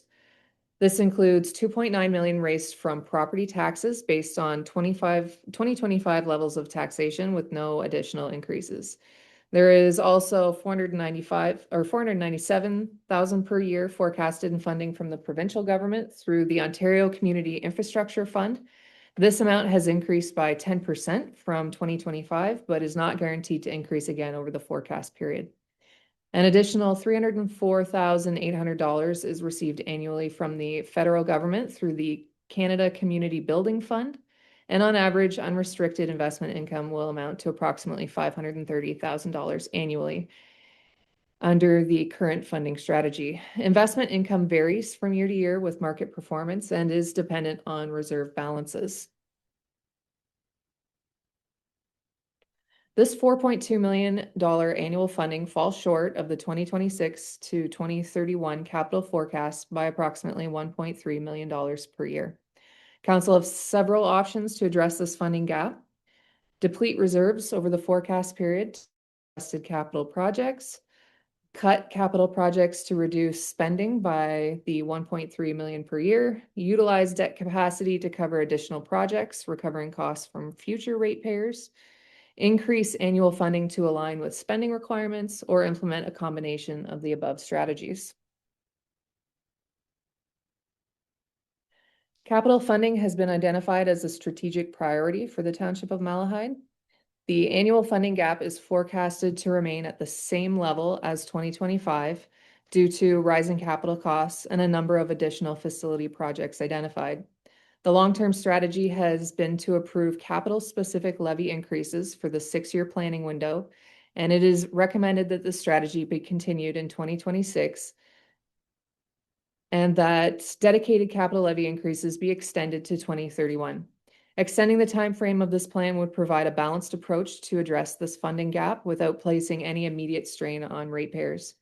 Budget action recommended for 2026 is to increase funding by $360,000, a 3.86 increase, which can be offset by a reinvestment of debt servicing costs associated with facility debts that have matured in 2025 for both MCP and the South Dorchester Community Hall. This brings the total investment to 2.7% for 2026. As council may remember from the 2025 capital budget funding strategy, a larger tax levy increase was recommended in 2025 at 4.22%, with smaller 2.3 dedicated capital increases for the 2026 to 2030 forecast period as a method of front-loading reserves to prevent tax spikes in future years where other operating pressures are compounded. The recommended 2.3 annual increase in capital funding was examined and determined to no longer be sufficient to prevent reserves from depleting in the long term. The previously approved 2.3% capital funding strategy does not appear problematic when looking at the forecast period. Simply extending the 2.3 dedicated tax levy transfer to reserves until 2031 would fund capital within the short term, and reserves would only be depleted by $1.7 million while funding the new capital work plan. However, when looking at the long-term effects of the 2.3% funding, it is predicted that reserves would be depleted by 2038. When analyzing reserve balances in the long term, many variables are considered: inflation rates for planned capital expenditures, the inclusion of new capital projects, interest rates for investment income, additional grant funding, new debt, and debt reinvestment. To balance short-term needs with long-term needs within the 2026 proposed capital work plan, alternative funding levels were considered to find the most affordable solution for ratepayers, and it is recommended that the annual contribution to capital reserves be increased to 2.7% for the 2026 capital work plan and for the 2027 to 2031 forecast period to address the capital funding gap. So in closing, I would like to take this opportunity to thank senior management and staff for their hard work ensuring continuity of the budgetary process during this transitional period. A lot of hours of work are represented by this proposed budget as staff and Mayor Giguère examined the implications of budgetary adjustments. And while only the most significant changes to the budget were highlighted in this presentation, over 1/3 of the budgetary line items were adjusted to ensure 2026 proposed budget reflects the most accurate forecast of proposed municipal spending. So thank you very much for your attention and patience for this presentation, and I'll send it back to Mayor Giguère if you have any closing comments. Nothing other than, again, thank you for presenting not only a solid budget on the numbers, but also in the presentation, the communication, to make it really clear as to what we're dealing with, and where there is room, maybe for discretion, where there isn't, and the opportunities and the challenges. So thank you to you and the entire team. So let me check with council. So again, today we're receiving this as an opportunity for initial questions and comments. And so then, because after that, we do have a 30-day window. So over the holidays, we can discuss, digest, look at things further, collect additional questions, which, we'll have a chance to review and answer. But we could, for this evening, we can definitely get an initial discussion going and provide additional clarity. So before we embark on that, do we need a 5-minute break or not? Councillor Cerna? Okay. Okay, do we want to go ahead with the questions then? All right, let's go ahead. Yeah, okay. Let's go ahead. Councillor Cerna. Thank you, Madam Mayor. First of all, I want to say next time I bring in a pillow, but Talia, very good job. Thank you. First of all, what I don't understand is when we talked about wage increases, you said that it's split over 2 years, 50-50 but does that include council too, or we got cut out again, council? And that's fine. I don't care. From my recommendation, yeah. Just wanted to point out that I think I've been a councillor 12 years. I don't even know anymore. But out of those 12 years, and a couple at the back was part of the last raise review that we did get. I just want to point out that I've been a councillor, I think 12 years. Somebody correct me if I'm wrong. But out of that time, 8 years, I was without a raise. Now I'm getting out again. Well, 2 years from now, okay? But my point being that the last time we talked about it, I made the point of saying I wasn't in it for the money. I'm in it for the love of the job and my constituents and for the township. And we got a little iffy on that. But I'm glad to say now that my point has been proven, that I'm not in it for the money. I'm not in it for that. I'm in it for a whole lot of other reasons. So thank you very much for making that point clear. Or I have to make it clear anyways. Okay, now my real questions. Can I make, I just want to add clarity on that. So last time we reviewed and revised the compensation for council through a committee, there was a recommendation for CPI increase annually, which was not the case before. So council has been receiving an increase, the same as staff, whatever the CPI is determined. So you have been receiving an increase every year for the last 3 years. What we are postponing is is There's an actual raise. is a market just to CPI clarify- means hang nothing. on, just let me finish. Is a market adjustment as per direction from council that it didn't deem it, council did not deem it appropriate to adjust to a market when it came to an elected And that's position. fine, but So- to me, if the cost of living goes up 2% and I get a 2% raise, what'd I gain? Nothing. So I Okay, just wanted, so for the public and for the rest of council, wanted to make Right. sure that there Okay. are increases, but we'll postpone market adjustment. I don't care, everybody else gets an increase, that's fair to them. My point is, and I keep saying this, I get cost of living. To me, that's just keeping up with the cost of living. Yep. Okay, I paid $1.53 for diesel fuel. Okay, that's not cost of living, but anyways, So let's forget proceed that. with your I'm question. just trying to make a point. Thank you. Anyways, I read somewhere that MPAC is sending out new letters. Is that true? Is that going to impact the budget now? That if MPAC is sending out letters for new values of homes? Because I think we're at 2016 levels now, correct?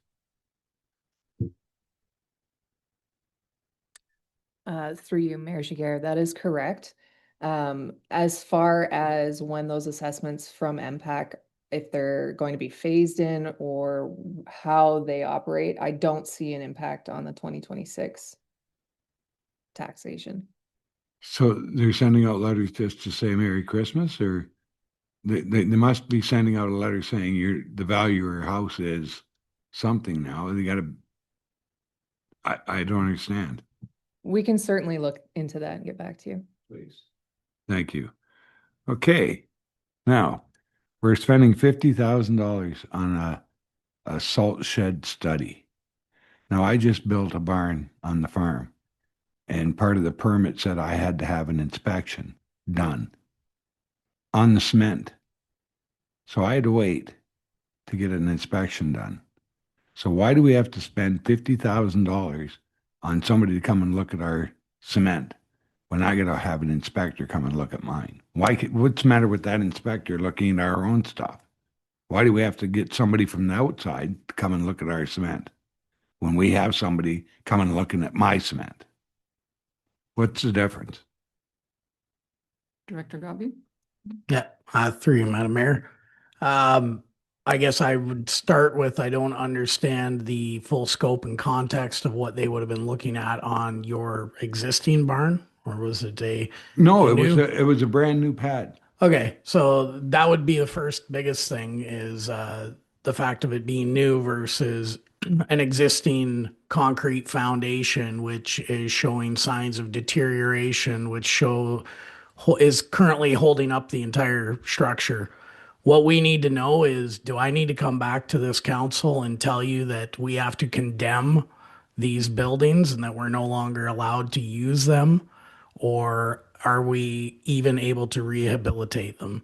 That is ultimately the question that I need answered, and it can only be answered by someone who is a structural engineer to say that, no, this concrete is in good enough condition, it can continue to support the building above it, or it is going to be condemned and we're going to be back here requesting multi-million dollars of capital expenditure to replace structures that are not anywhere identified in our forecasts as being in this state of repair. Okay, that's fine, but if this guy's good enough or qualified enough to look at a structure that's new and say, yeah, it's okay, pour the pad. Okay, because it was just I think, ribbed. just to interrupt, I think we're talking about different types of inspection, so I don't want to muddy the water, but Well, I'm just saying, if he's good enough to look at my pad, and he's qualified enough that way. Is he not qualified enough to look at an You- old pad? Next question. I That think was we- my we- question. Okay. That was my follow-up. Okay, So- next question then, forget Please. it. Port Bruce Pier, you said that needed an inspection. Like, did we not just spend $1 million on that 3 or 4 years ago? And it already needs an inspection? Through you, Madam Mayor. First of all, that project is a carryover project. It was something that council approved in 2025.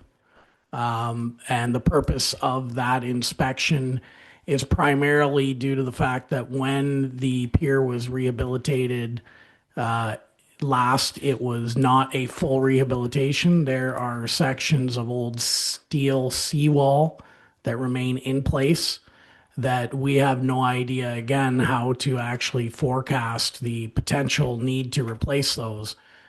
We can continue to sit on it and wait for failure and then budget at that point. Or my goal is to have an assessment done so that we can look and say, okay, we anticipate that there's another 10 years of life left in these seawalls, or 20 years, in order for us to be able to budget for that next multi-million-dollar project that is going to inevitably come as a result of the municipality owning and operating this pier. Okay, thank you. And now $50,000 for the ballpark fencing? That's a little extravagant, don't you think? Like, what's that? Yeah, it is. Most people bring a glove to try to catch a ball, not put up $50,000 fencing. That's a lot for Springfield, I think. Through you, Madam Mayor, just clarification, fencing or netting? Netting. Netting, okay, yes. You're right, the netting is not cheap. It is a base requirement now. Unfortunately, with the number of incidents that happen at all sports facilities with errant baseballs and pucks and things causing damage or injury to people, it is something that we do share an obligation to have properly in place. The netting that is currently up is not in great shape. There's many holes, and it also does not actually protect the existing playground, which is currently at the site. So part of this money would be to properly and fully replace the existing netting and expand netting in those areas to provide better protection for the kids playing on that park. Sorry, thank you. One more question. Fire truck. 10 years old. What else is wrong with it other than it's 10 years old? 10 years old. It's got 150,000 kilometers on it. And that's our scheduled replacement this time. Okay, thank you. Just to let you know, I have a 2016. It's got 278,000 kilometers on it, and it runs like a top. Thank you.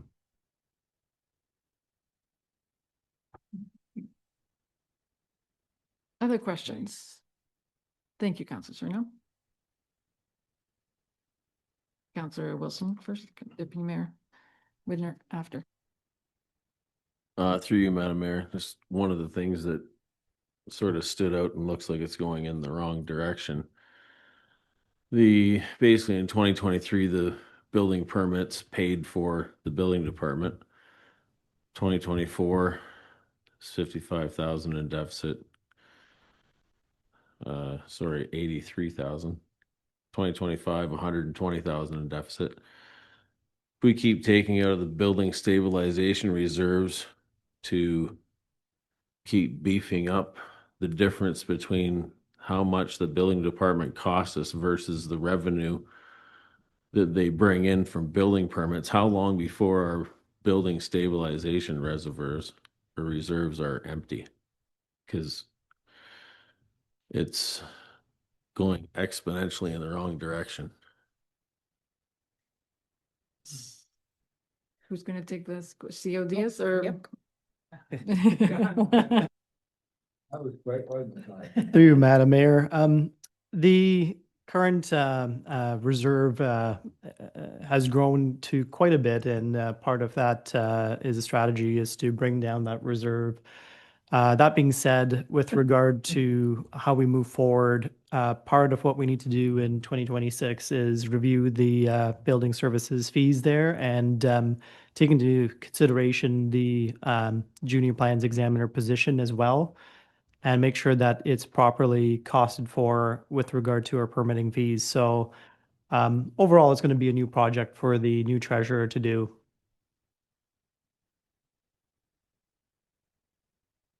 Thank you for that. So it's being monitored, and I think there are limits also to what that reserve can hold. So it has to balance, but so something that is on the books for review for sure.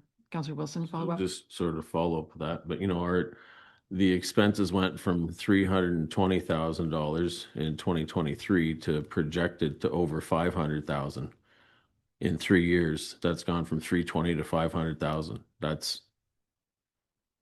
That's a drastic increase in what it costs versus the amount of building money we're getting in from permits. It keeps going down, and it's consistently well below what the forecasted budget, what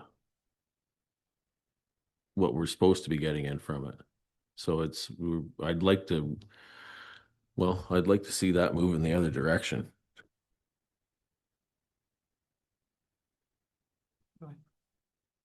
Through you, Madam Mayor, yes, that's part of the sort of balancing scale with regard to how we deal with the fees. Part of the strategy is to make sure that we put in fees that are comparable for our area and along with other neighboring municipalities. Meanwhile, also ensuring that the fees do not contribute to a oversized reserve, and at the same time ensure that it actually covers properly for all of the permits. So in a particular year where you may have more permits come in, that may than what we are anticipating, for instance, that may increase the revenue within the building services department, and then that money may be put into reserve. But again, as we have a junior plans examiner position that was put in, part of that was to analyze for a few years to see how that impacts our total expenses altogether, and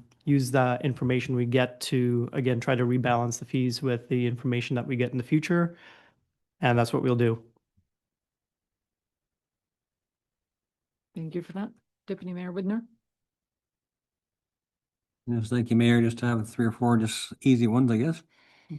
Maybe the first one would be for Jeff or whoever. The fire suppression equipment in the halls, is that mandatory? They have to be replaced at 10 years, or can they not be upgraded? Or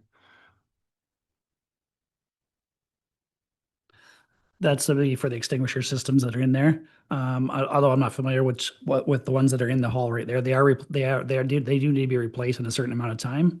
Now, I don't know what dates are on those ones at all, but I'm sure if they're asking for the replacement, that they've expired. So they are an item that needs to be replaced. It'll be the extinguisher agent. So the extinguisher itself that's mounted beside it, that's what they'll be replacing. They do have time ups. They have maintenance items every few years where you have to get them checked and hydrostatic tested, but at a certain point they're non-replaceable. They have to be replaced. okay, thank you for that. Over to Jason. The value of the tandem that we're going to be selling, do you have any idea what it would be? Like, I know our new one's over 500,000. Can we get 60 out of the residual out of the old one? Through you, Madam Mayor, to the Deputy Mayor. I would hate to be stuck with that value, but I would hope, just through conversation, we thought we might be able to get 50 out of it. It's hard to say with the market what people may want, but these trucks do seem to hold seemingly reasonable value. Okay, hopefully we can get some money out of it. I just want to go back to the salt shed too. 50,000, that's just a guesstimate, isn't it, for engineering? Because I would hate to spend $50,000 and have put a $30,000 repair into it. I'm sure it could be repaired because all it does is hold up the roof, right? And you brought up an estimate of 2 or 3 million for a new building. Well, you could put up a tart barn for 60, 70,000. So I'm just curious about that. Through you, Madam Mayor, to the Deputy Mayor. I guess for additional context, we've already had a structural engineer out to do an initial investigation. Talking about the south salt shed, that is a kind of a concrete hip wall that circles the whole building. There's approximately 3/4 of the linear footage of that structure is currently exhibiting signs of distress. Have severe delamination happening on the westerlymost wall. And that is where, if in your package, you may see the one picture where you can see the vertical crack in that wall, where it's starting to pop concrete off of the rebar because the rebar is starting to rust from within the concrete due to that prolonged exposure to salt. So we've already had that initial kind of look at it, and the structural engineer has basically given us a rough estimate that if we needed to shore up the existing concrete at the south, that would be in the order of around $450,000 to $500,000, which is why there is a placeholder in there right now to see, or to at least have a bit of forewarning that this may be coming. Part of that, their initial investigation was to actually have the destructive testing done, where they're going to actually core the concrete and make sure that it is still structurally sound within. That concrete structure is the support mechanism for that entire building. It is a concrete wall with steel beam that is resting on the concrete. It's not like it's just that those beams are not actually carried down into footings. These concrete walls are the footings of this building. So they are proposing that we do above and below grade testing of this concrete to make sure that if we go ahead and shore things up, that it's still going to provide the long-term benefit of holding this building up. Okay, thank you for that. If we were to spend that kind of money, that'd be ridiculous on shoring it up. To me, that's ridiculous. I'm glad they don't look at farm buildings, because we'd all knock them down. But anyway, I wouldn't spend that kind of money. I really oppose the 50,000. I'd rather spend 20,000 and get an answer. But there is alternatives. We could always knock it down and put up a tart barn I know I just priced one out and I know what they're worth, and it's nowhere near like 60, 70, 80,000 to probably put you one up. So, and that would probably be a better alternative. Bayham's got one. They seem to work fine. There's other ones around. So thank you. Thank you, Madam Mayor. I don't disagree with you. There are alternatives out there, but they do come with some logistical issues. We have minimal land footprint at the South Yard, meaning whatever we're going to have to get creative if we're going to be looking at a removal and replacement of that structure, even with something like a tarp barn, which they do provide great value for what they are, and a lot of roads operations do utilize them very successfully. The issue is we will have to kind of do a tear down and rebuild in the same location. We don't have extra land there, so this could trigger a lot of matters that are going to need this council or future council's discussion on the future of our facilities due to the age. If we come back with this bad news, and also included in that $50,000 is the completion of the same type of testing at the North Yard, because we right now are only utilizing that facility primarily as sand and salt storage. We do store some other equipment, whatever there, but it's not an actively used facility in the sense like staff aren't there daily using the office space or any of that stuff.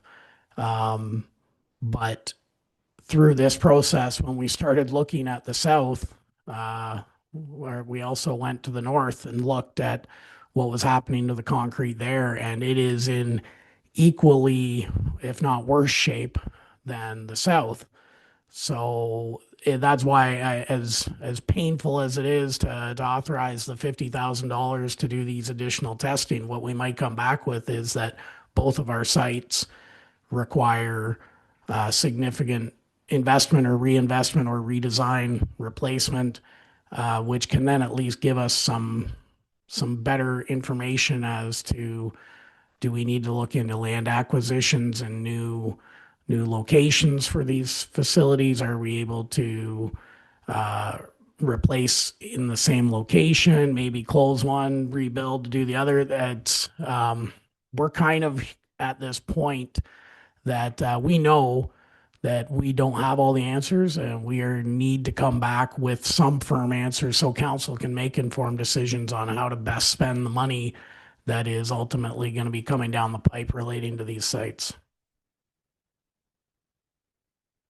Okay, thank you for that. I just have one more quick one. As the fire chief's truck, it's in beautiful condition. We have another home for it we could use. I know we have parks and that we're always looking for another vehicle. Is that something we should be passing down? Or I hate to see it being given away for 20 grand when we could use it and get some more life cycle out of it.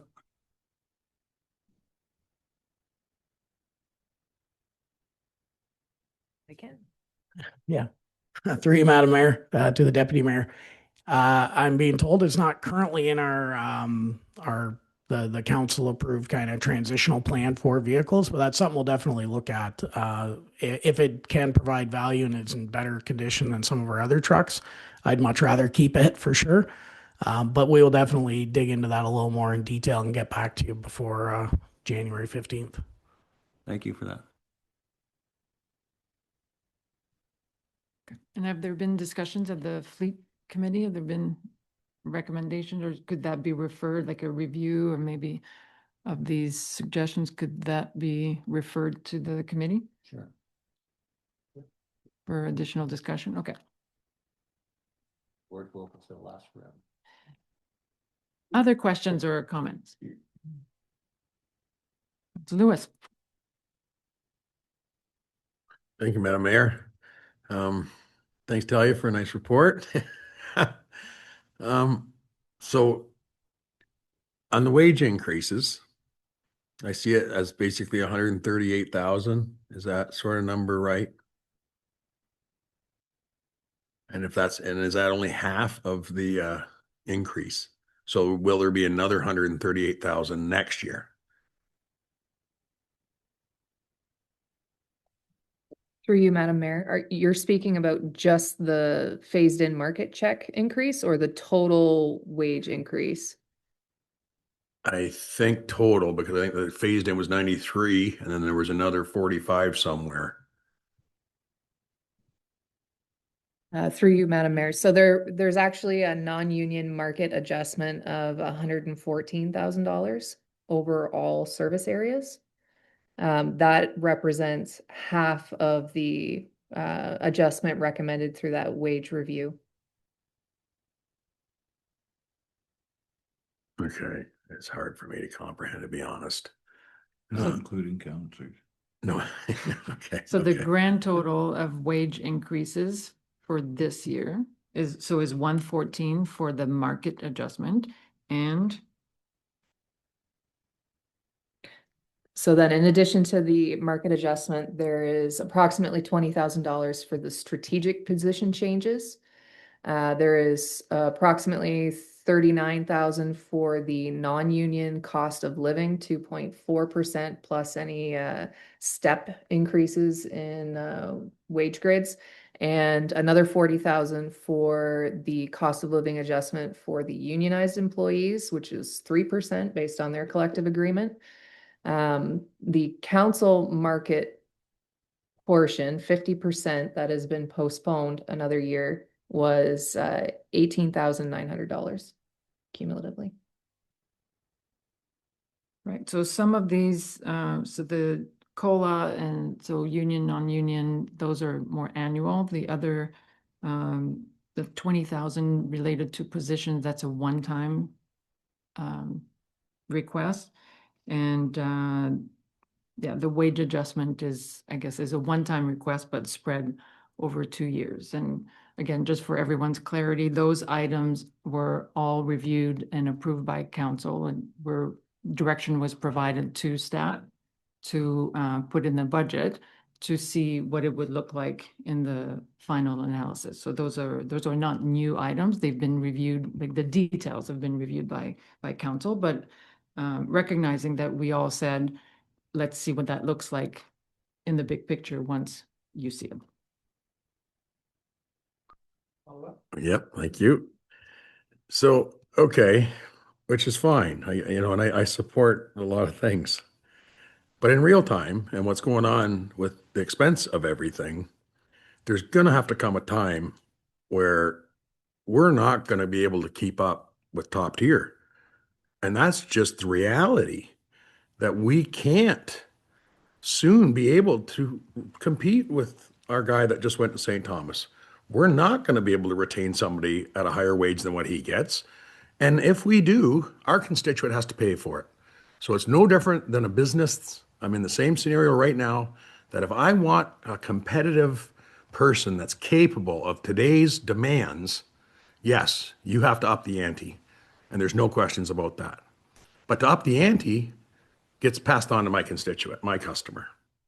And there is no other way around. There is no reserves I can pull from. There's no other. So the end consumer has to pay for this stuff. So we have to be careful at some point in time and say, okay, we're not maybe going to get exactly what we want, but we're going to have to get something that we can afford. And I think that door is sometime going to have to open, because I see cuts in areas that I don't think should be cut and areas that are going the other direction. And at the end of the day, if you're in a business like this, you're going to go broke. It just doesn't work at the end of the day. So there's got to be somewhere to shave somewhere.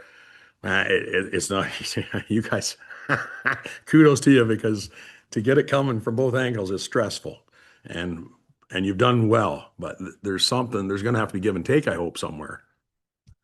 Okay, end of that one. One more if I can. Yes. Go ahead. So I seen a big price tag on a fire hall parking lot repair job in our South Fire Hall for damages.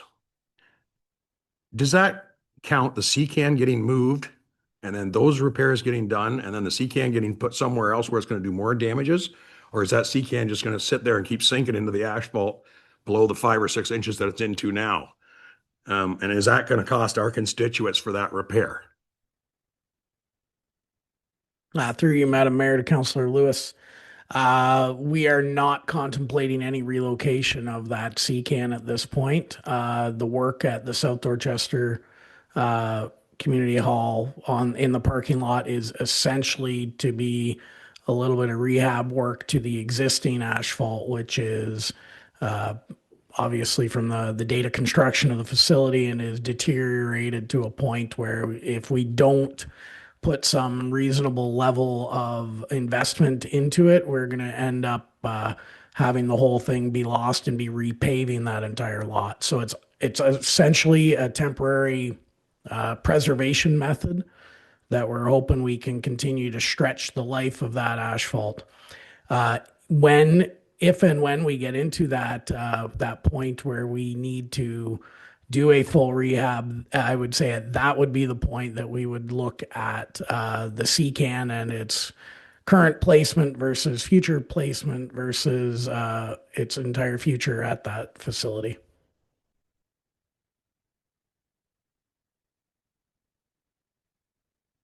So just to follow up, so it's not a hazard then right now, the way what it's doing to the asphalt now, because it's doing it now, I believe, if you see it, it's. Through you, Madam Mayor, it has noticeably settled.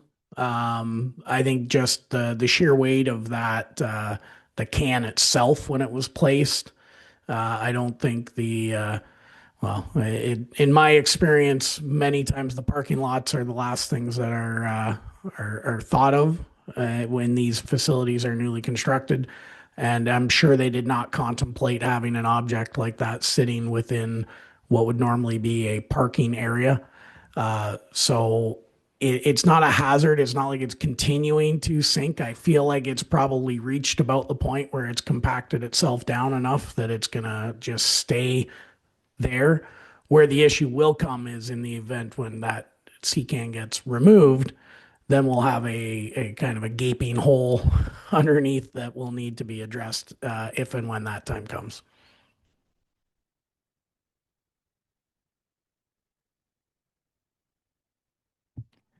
Just trying to scroll back to one of the graphics, but just to follow up on one of your comments, Councillor Lewis, and very valid, and that's what I meant when I was talking about a reality-based budget, that we need to present something that is not out of touch and it's actually in sync with the reality. And one thing to keep in mind, so the overall increase we're looking at is 3.5. And 2.7% of that is strictly for capital reserves. That's not wages, that's not operational, that's us with all of the news that we have and the age of our infrastructure, and realizing that all these wonderful buildings just around the corner, we have millions of dollars. So 3.5 minus 2.7.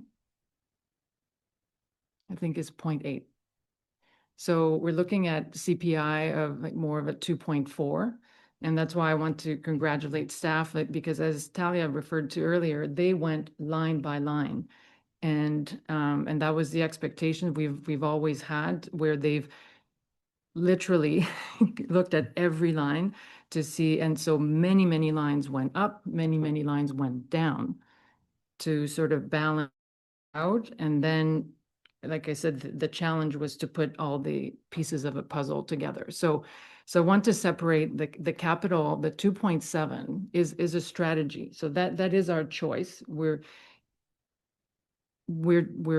trying to take the long-term view so that we're not facing 20%, 30%, these multi-million-dollar projects for which we have not saved, when we actually know, using our asset management planning process, that those expenditures are coming. So 2.7. So really, as far as operations, as far as wages, as far as and all of this whole time maintaining a level of service, we're at 0.8% is what we're asking of our constituents, which is below inflation. So I know that's why certainly I was comfortable presenting this budget, but certainly this is why we're having this discussion. We have tough decisions to make. Additional questions, comments?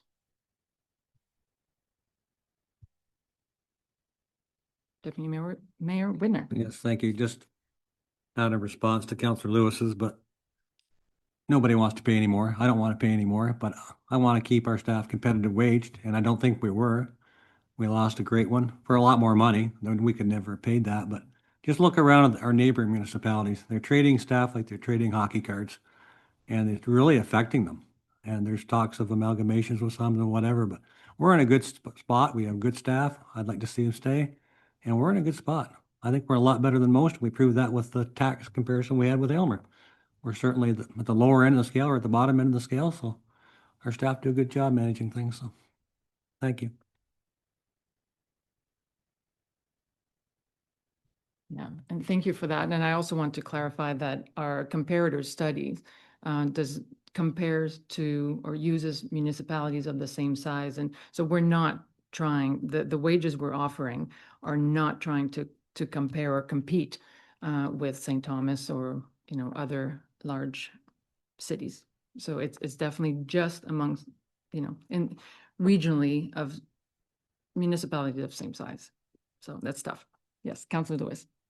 Oh, I agree 100%, Mark. I agree 100%, Dominic. We are very lucky here because we have near the mud that our tires get stuck in as our surrounding municipalities. Yeah. They make us look great. And it's our staff that make us look great. There's no questions asked. Like our staff is at 100%. I was just making a point of saying that eventually, yeah, your constituent has to pay if we're going to keep the excellent service that we have and that has to get passed on. That's the way I see it. But no, I agree. And I know I do not want ever to say anything bad about our staff because no, we have about the best.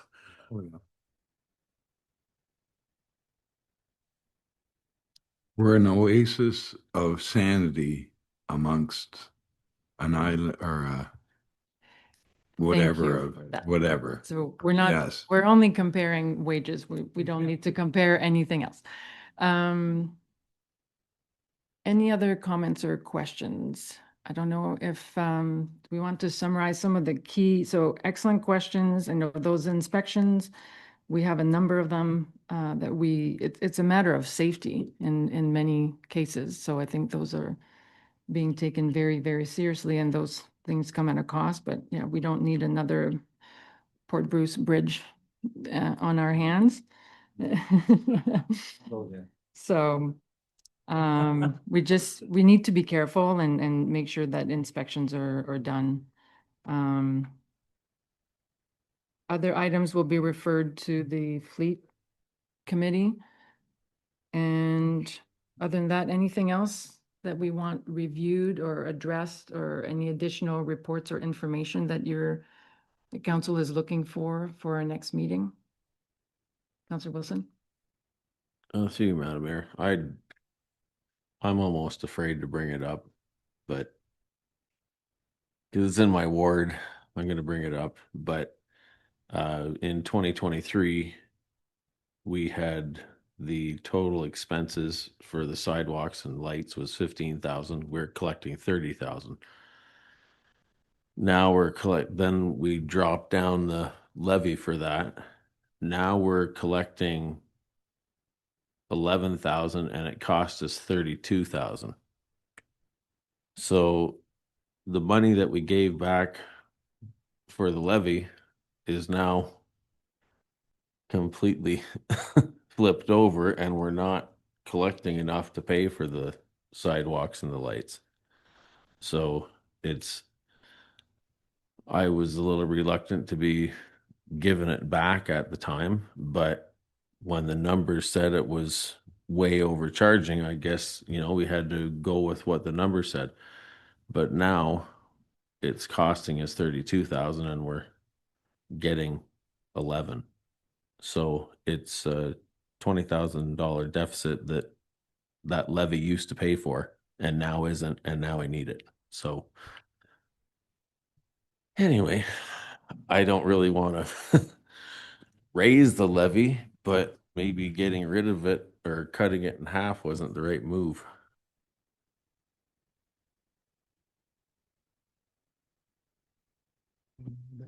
Okay, so thank you for raising that. If it's a concern, so it's worth looking into, so we can put it on the list instead of looking at it on the fly right now. But yeah, it's worth having a second look, and we'll put it on the list of items to report back on, unless there's, specific comments right now. Go ahead. Through you, Madam Mayor, there are some elements of this budget that are covered fully by that levy, and some that are partially covered, and some that are not covered. So we can prepare a summary of that and provide it to council. Okay, good idea. So that will clarify exactly what's happening since the change that we implemented. Okay, good idea.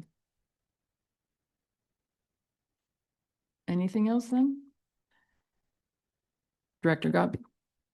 Thank you, Madam Mayor. I just wanted to, if I could, seek some clarity on what specifically we were referring back to the fleet committee.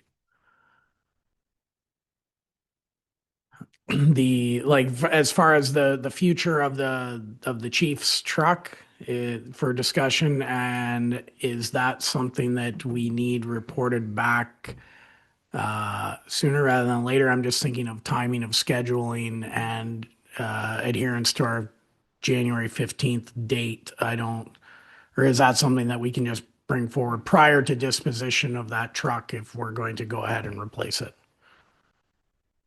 Yeah. Councillor Lewis or their deputy mayor can chime in if they want to. I just want to be clear. Sure. Well, we've got lots of time anyway, because we're not going to get one right away. But you can look through your fleet, maybe get rid of the worst one. If we get 2 or 3 more years or more out of this Chief's truck, might save a lot of money in buying a new one. And I don't always believe in throwing them away just because they're 10 years old, but I mean, it's an emergency vehicle. I kind of get the point of that, but my only concern is sometimes the new ones aren't going to be as good as the old ones. But no, there's no big hurry, but if you could make a recommendation of the mileage, and I would like to see, I know this year we were in a bit of a bind with treasurers, but I'd like to see the mileage and everything on these vehicles. I have no idea until I asked. They used to get that when Adam was here, but if we could get that in the future, that would be great. And the hours. Okay, so it may not need to be resolved in advance of the next budget meeting, but it's something that, like a broader discussion, I think there's an interest from the committee, just the broader picture of all the different fleet assets. Great. Yes, we'll add it to the agenda. So a committee meeting doesn't need to happen before. Yeah, it can be resolved at a later date. Okay, good. Any other questions or comments? Seeing none. So again, we have until over the holidays until January 15th to come up with additional questions and invite your constituents to share their comments and questions with you, so that you can also share them in advance. So tonight is not final, just an initial presentation. So we'll receive for now. The report number FIN 25-24 entitled 2026 Draft Budget be received for information. Mover and seconder, please. Counselor Cerna moves. Counselor Leach seconds. All those in favor? Motion is carried. So that was the only item for the committee of the whole, so we can move out of committee. Resolved that we do now move out of committee of the whole and reconvene the regular council meeting. Mover and seconder, please. Deputy Mayor Whitner moves. Counselor Wilson seconds. All those in favor? Motion is carried. So we could take a break of, sure. Everybody wants to take a 5-minute recess. We have correspondence and a closed session item left.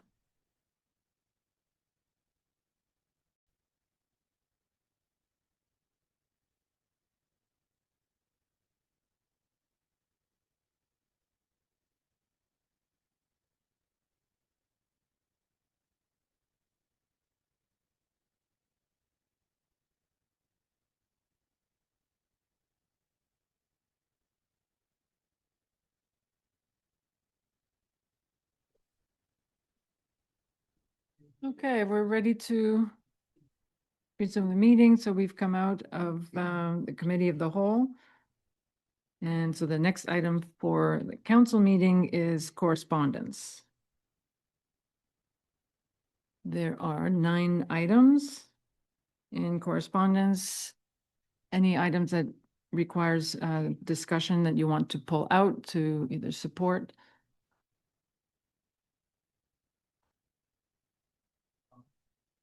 Councilor Leach? Thank you, Madam Mayor. I would like clarification on the Catfish Creek Conservation Authority preliminary draft budget. It seems like a lot. Right. I don't know if CODS, did you want to comment on the status? So today we are just receiving it for information, and go ahead. Through you, Madam Mayor, with regard to finding out more information, being in touch with the general manager, and we're hoping to schedule a meeting where we can just get a more detailed sort of presentation with regard to this, and get that information and report back then prior to our next budget meeting. Thank you. Any other items that need to have a comment or support? Councilor Leach? Thank you. I would like to support the town of Parry Sound with their alcohol container return system. If anything happens to the beer store in Aylmer, I think we'd have a lot more litter in our ditches, and already there's quite a number. So anything to prevent a problem from occurring would be good. Thank you for that. Okay, if there are no further questions or comments, we'll have two resolutions or the one resolution. That the correspondence item number 9 be supported and that the remaining items be noted and filed. Yes, correction, that correspondence item number 8 be supported and that the remaining items be noted and filed. Perfect, thank you. Mover and seconder, please. Counselor Leach moved, Counselor Wilson seconds. All those in favor? Motion is carried. Which brings us to closed session. The resolution, please. The council move into closed session at 8:49 PM pursuant to section 239(2) of the Municipal Act as amended to discuss the following closed meeting minutes of November 20th, 2025, and a labor relations or employee negotiation matter, annual staff performance reviews, section 239(2)D. Mover and seconder, please. Counselor Cerna moves, Counselor Lewis seconds. All in favor? Motion is carried. Welcome back. We're ready to come out of closed session, please.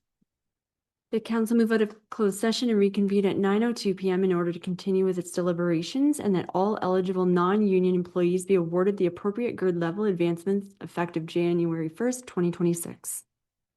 Mover and seconder, please. Counselor Glinski moves, Counselor Lewis seconds. All those in favor? Motion is carried. Brings us to confirmatory bylaw. That bylaw number 25-71 be a confirmatory bylaw, be given first, second, and third reading and properly signed and sealed. Mover and seconder.